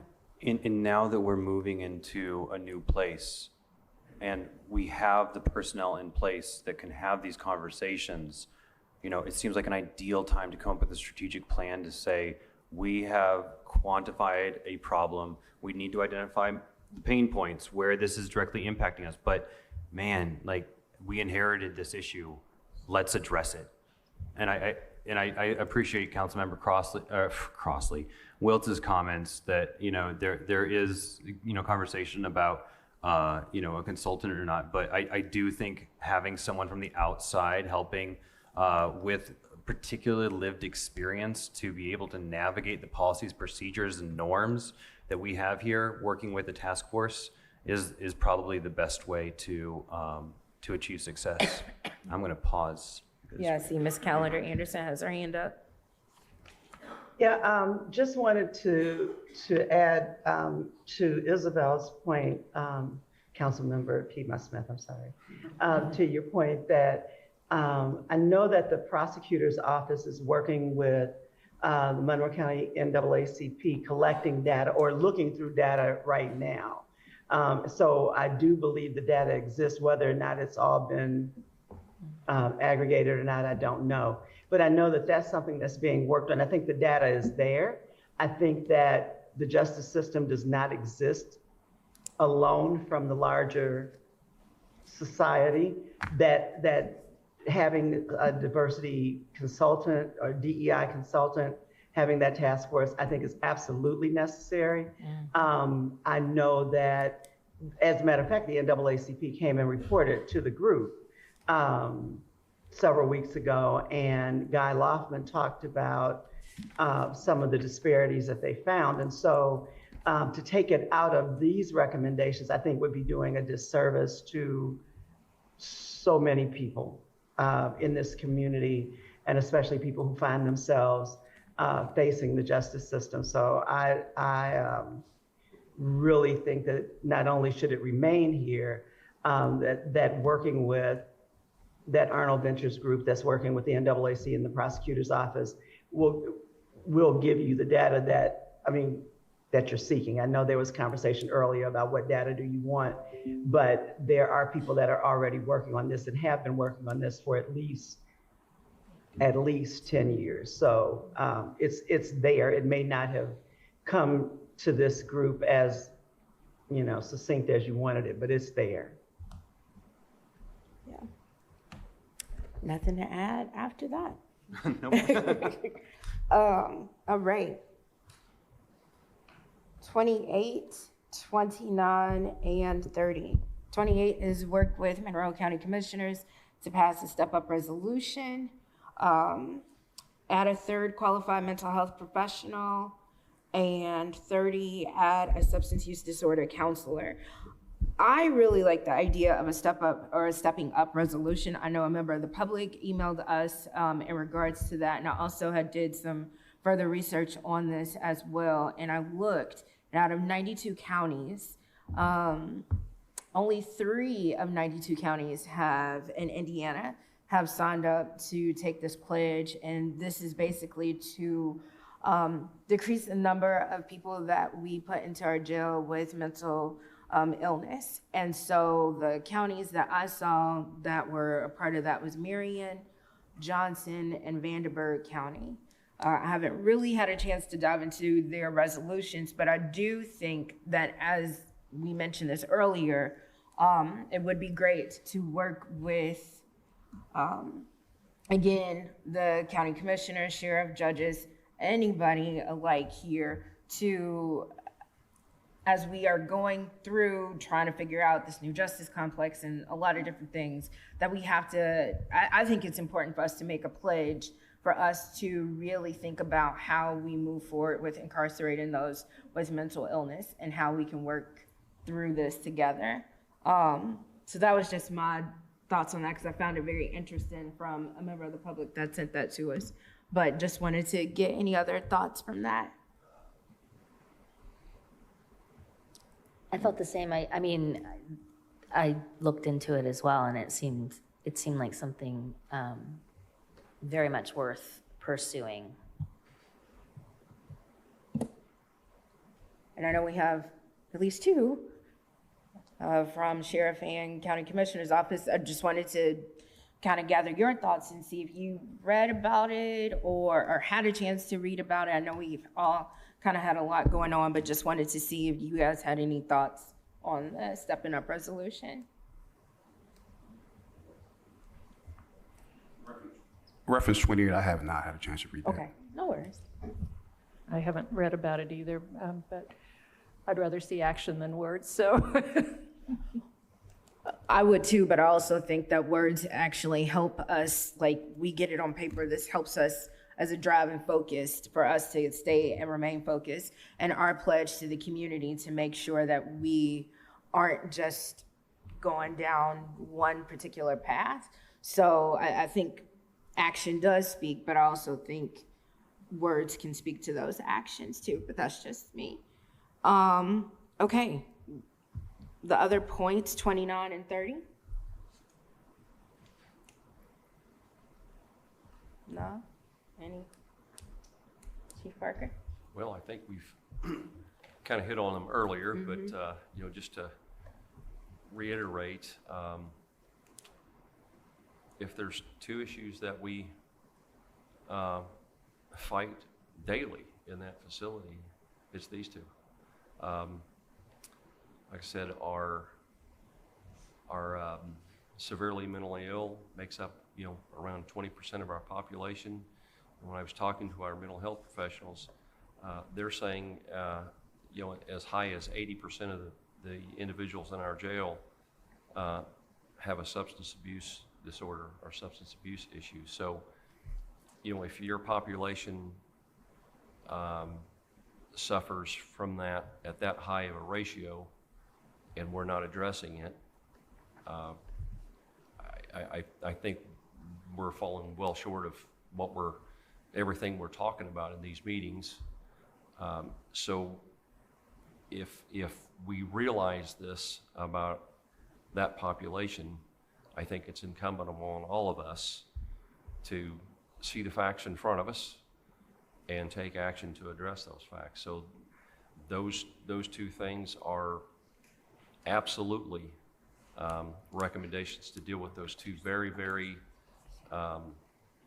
prevalent issues in the facility. And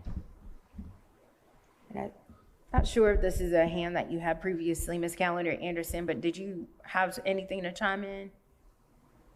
I see your hand up. No. Okay. Moving on. Okay. So I would, again, just want to take the rest of the final points because it looks like we have 31, 32, 33, 34, and 35. And that ends everything here that's on the list. But I just want to take those particular points if we can just kind of, because we still got public comment to go. For number 31,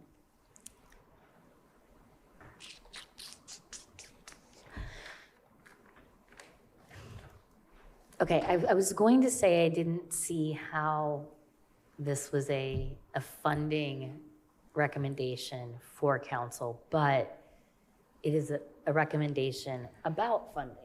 So, I mean, I guess that works. So, never mind, I suppose.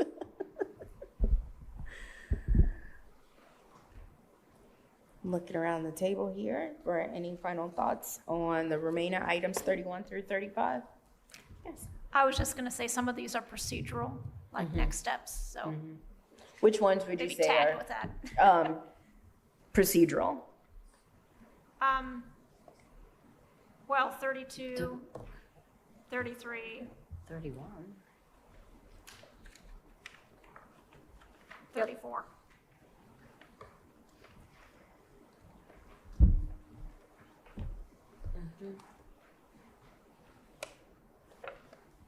Okay. Any other thoughts on those? Nope. Okay.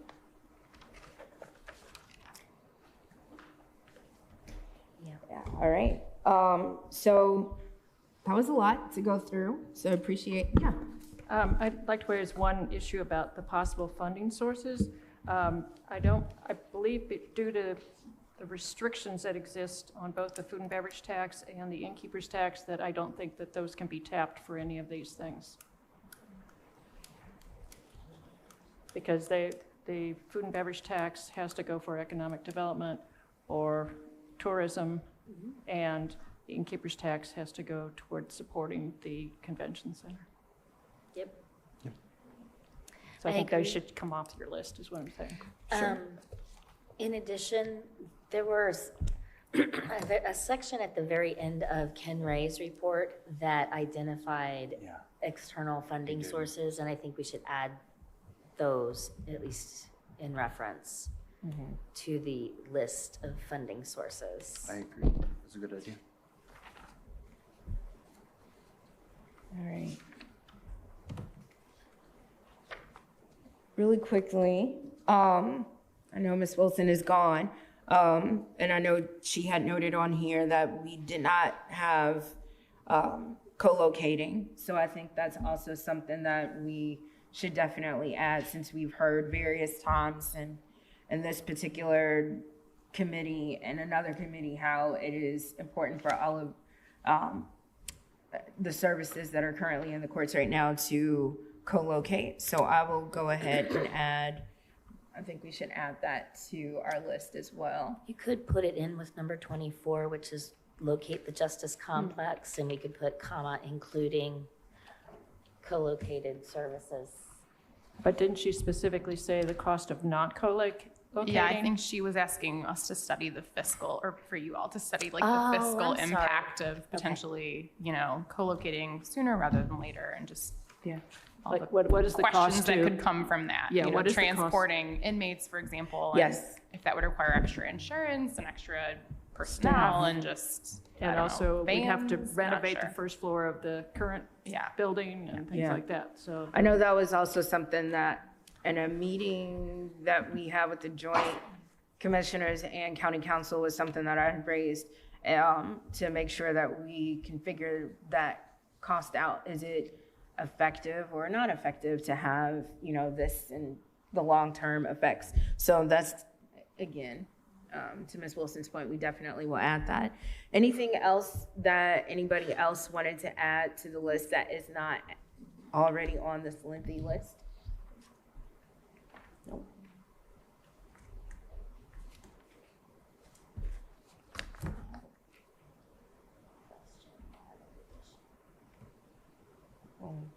Go for it. I had a question about number 17.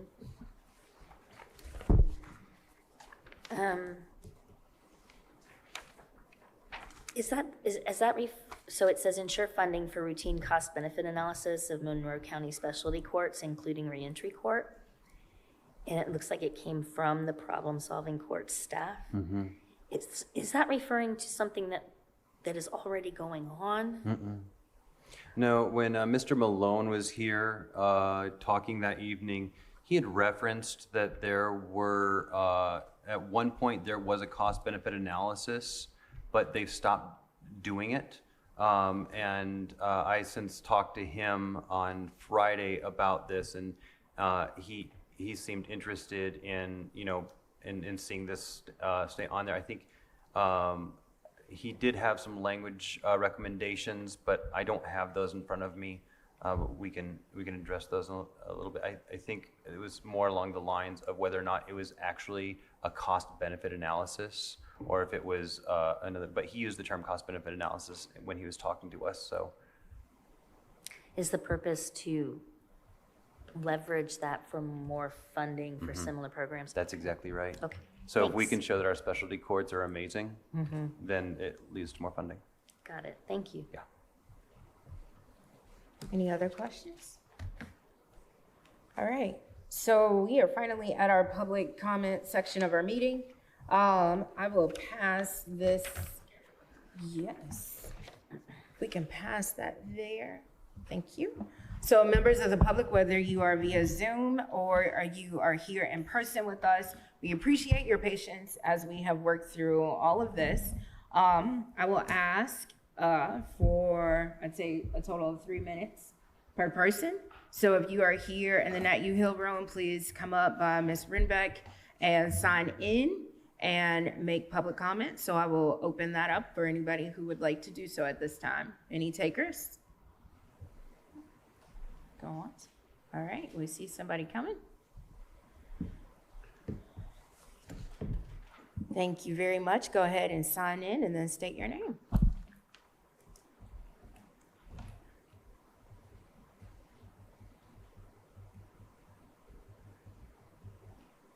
Hello, I am Maria Douglas, a resident of Monroe County, and today I'm giving public comment as a county council appointed member of the Monroe County Women's Commission. So just as a reminder, currently the Women's Commission's purpose states the commission shall serve in an advisory role to assist residents, businesses, and the government of Monroe County in addressing issues of gender equity in all aspects of society.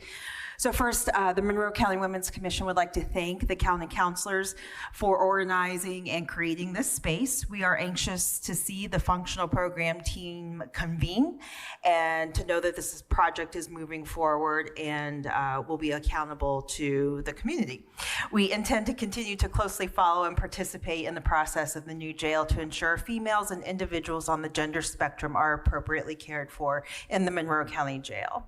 I'm also glad to hear that having childcare is not an issue for the courts, and I just hope that the community is aware that that's not an issue. However, I do want to say that as a mother myself, I know that even when you're not in need of resources, getting to appointments with small children can be an issue if you don't have somebody, to watch them. So as women, historically being the primary caregiver, I do, I think the Monroe County Women's Commission still stands by the need for the eye on, the childcare issue. So there's much work to be done in the current jail, as we know, to ensure the culture that will reduce recidivism and ensure safety for the residents and staff. The budget hearings have been a hopeful start to the sheriff having what is needed to change the culture of the jail for the residents, staff, and the community on a whole, as the whole. And the Women's Commission looks forward to the positive changes in the jail, and we remain committed to walking alongside this process. Thank you so much. Thank you. Thank you. Anybody else in the Nat U Hill room that would like to come up and make a comment? Speak now, forever hold your peace. Just kidding. Not sure if we want to open up for anybody in Zoom land. If you also want to make a comment, please raise your hand by using the raise hand function on Zoom. And I currently do not see any. Oh, I'm so sorry. I see. Oh, it's lighting up. Okay, so we will go to, if you want to go ahead and queue and come up, I will go with Guy Loftman. That's first who I see here on the screen. Welcome. And go ahead, you have 3 minutes. Thank you. I think you are asking an awful lot of correct questions, and I appreciate it. It's so easy to ignore. A couple of specific things.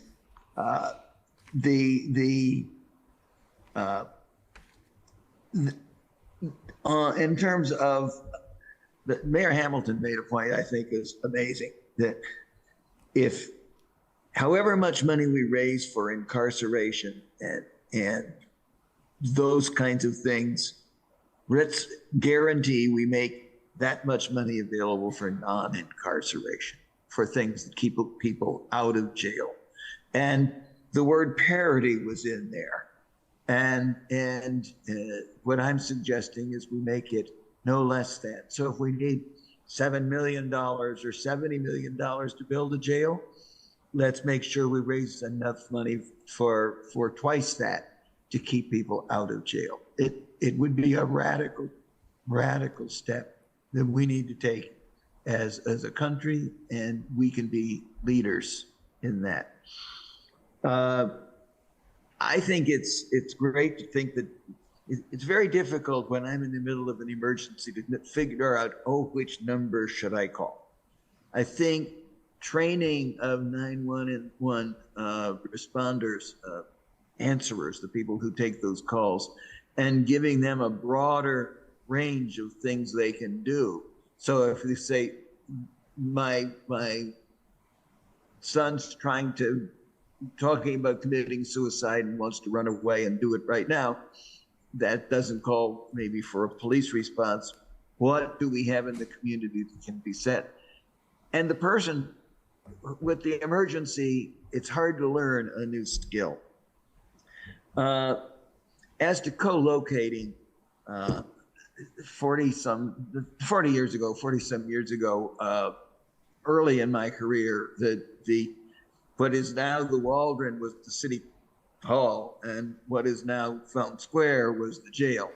And an officer was transporting, a sheriff's deputy was transporting somebody to the city court, and with his gun on, because he was going outside the building, and the inmate grabbed the gun, shot the officer, and the officer died. The transportation between the jail and the courts must be seamlessly secure, so that the same security that's present in the jail is present all the way to the courts.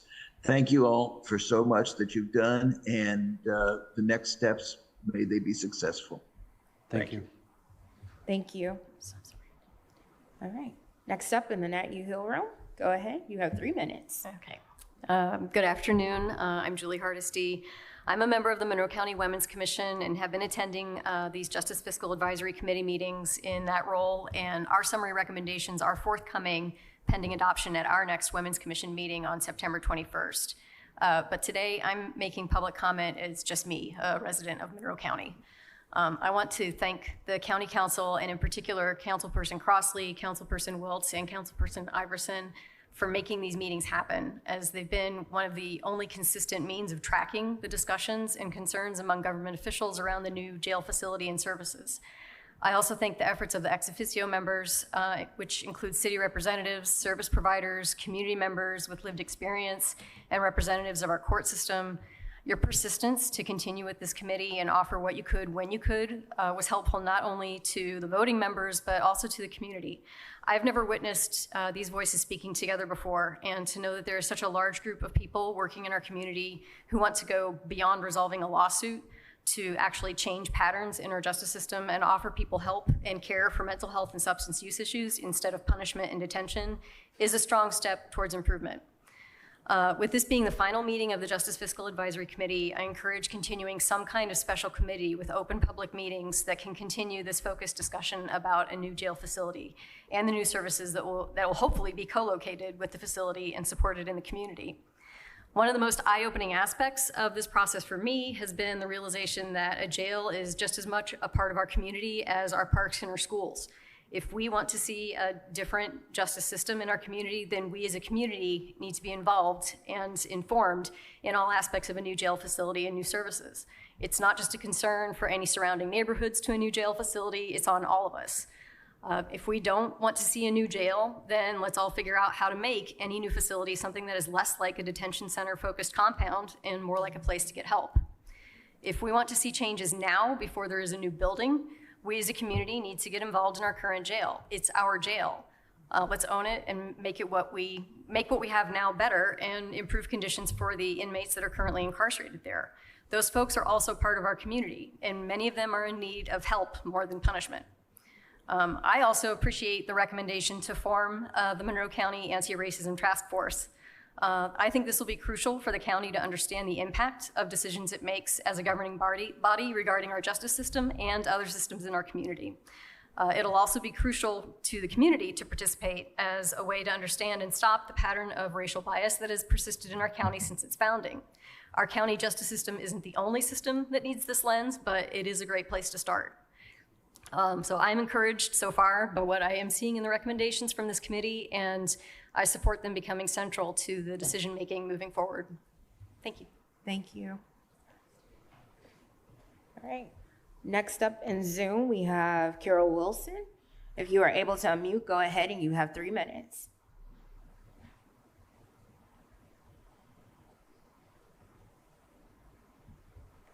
There, unmute finally worked. I just want to say I agree with everything that Ms. Hardesty just said. I want to add my thanks to the 3 county council members who are there, the others sitting around the table. And in particular, I want to thank Councilmember Crossley because she first brought this to my attention some time ago. At a Zoom meeting. And it is something that has deeply concerned me as a community member. And I really appreciate the fact that the county council has brought it to everyone's attention. Thank you for all your good work. Thank you. Thank you. Any other takers in person would like to come up and speak? All right. Moving along on Zoom, looks like screen name Robert. Go ahead and unmute, and you have 3 minutes. Hello, it's Rob Deppert.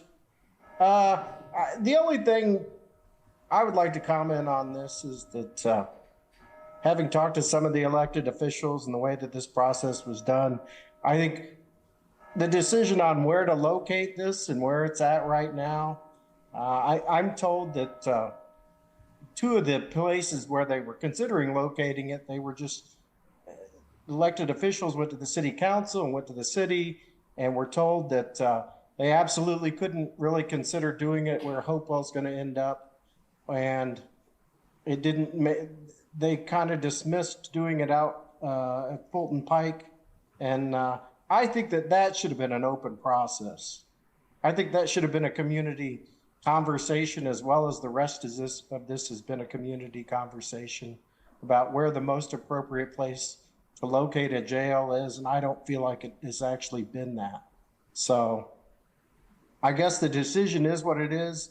They've called a couple meetings to listen to the concerns of the residents in the area, of which I'm one, but I would think that you'd have a conversation before you made a decision on where this is going to be located.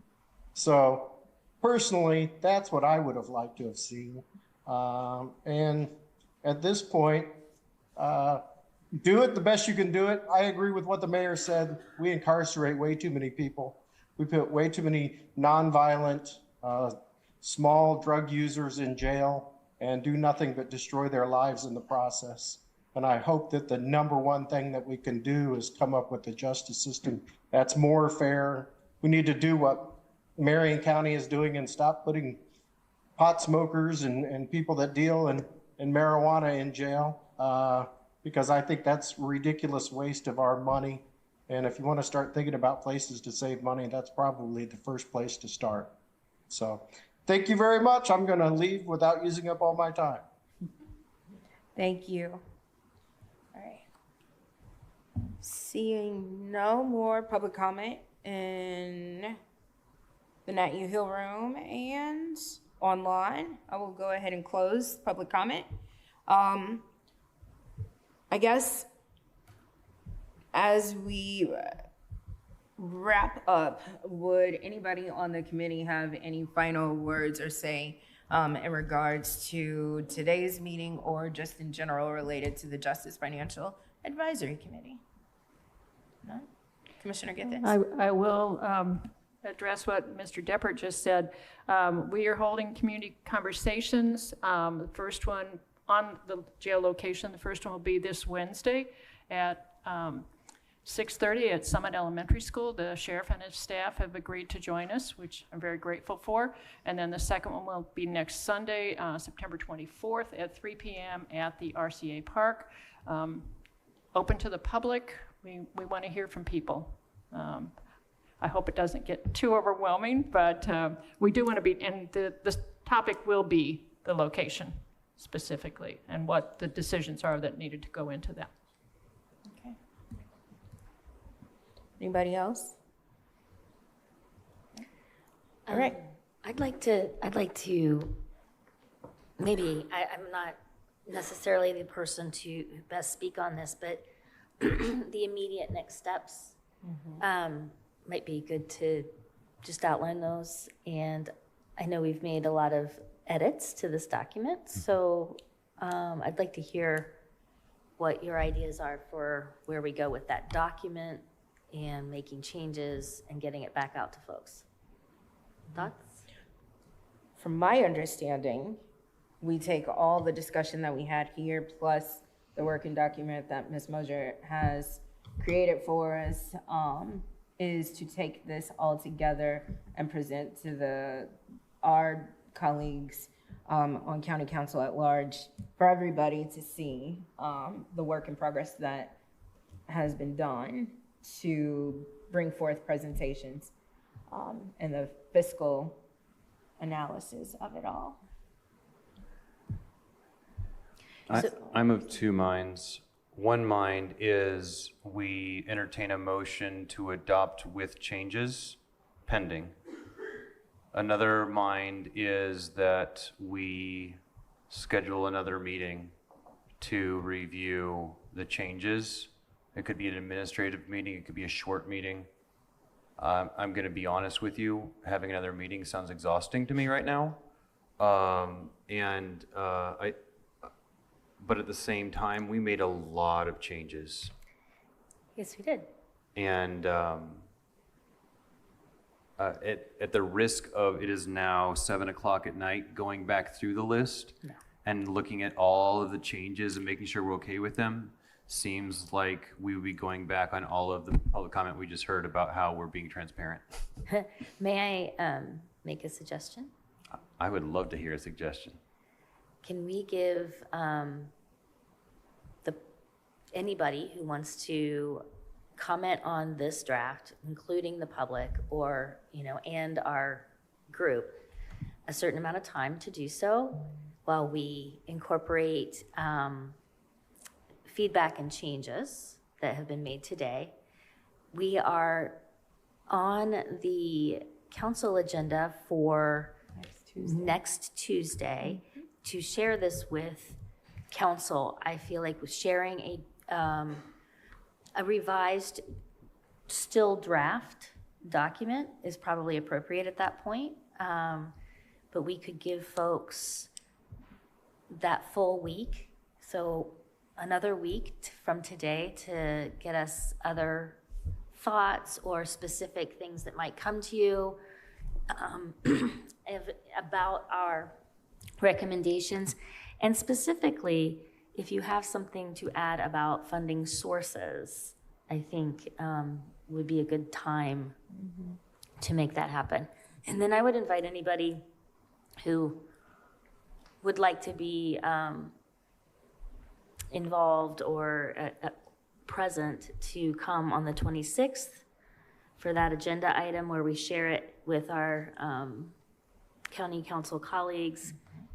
I don't anticipate it being a very long presentation because they'll have it ahead of time, they'll look through it, but would welcome participation from our committee members as well during that time. And we can get you more information about approximate time in the agenda, because you know how those things go. Those are my thoughts. I like your thoughts. I'm going to turn over to Ms. Mosier. If the document that we're showing on the screen right now is placed on the JFAC website, would people then email jfac@co.monroe.in.us with their edits, thoughts, questions, comments? Yes, that would be fine. Okay. And so the deadline by which Ms. Mosier will no longer take public comment via email would be? Close of business Monday, September 25th. Ms. Mosier, how do you feel about that? That's fine. Would those suggestions or recommendations just be brought to the council with the draft report then? Or would they need to be incorporated into that draft? No, you wouldn't be expected to incorporate them in less than 24 hours. Okay, great. But yeah, just keep a compilation and then we'll work through it after that presentation. Okay. And then I would look to those gathered around the table. Does that sound workable for all of you? Additional comments, questions on the edits here another week if you wanted to? That's fine. I'm just confused as to when you three voting members of the committee would approve the document. I'm not prepared to approve it without seeing it all put back together, so we could incorporate that into the following council meeting, perhaps. That way we avoid bringing this body back together for just some sort of ceremonial purpose, it sounds like. Adoption. Yeah. And I think does that seem okay with you all? It's not up to me. I just want to make If sure. that's legally feasible for the council to do, Yeah. committee vote during a full council meeting, then fine with me. Yeah, it's the Wild West out You're here. the president, yeah. That's right, you're the president. All right, I think we have a workable plan. Yes. And based on the ordinance by which this committee was written, JFAC will still exist up until December 31st or until the council ends it. So. Yeah, should we need to reconvene for like that type of thing, we'll definitely be in touch and work that out. And the conversations that have been brought up in all of these will definitely continue beyond today and forevermore. So I know it's been a long meeting. I appreciate everybody sticking through. I appreciate everybody's thoughts, inputs throughout the entire time of our committee. But as someone great told me, the marathon continues. And that is what we will continue to do. There's a great rapper that actually said that. So without Any other business being said, we are adjourned. Thank you.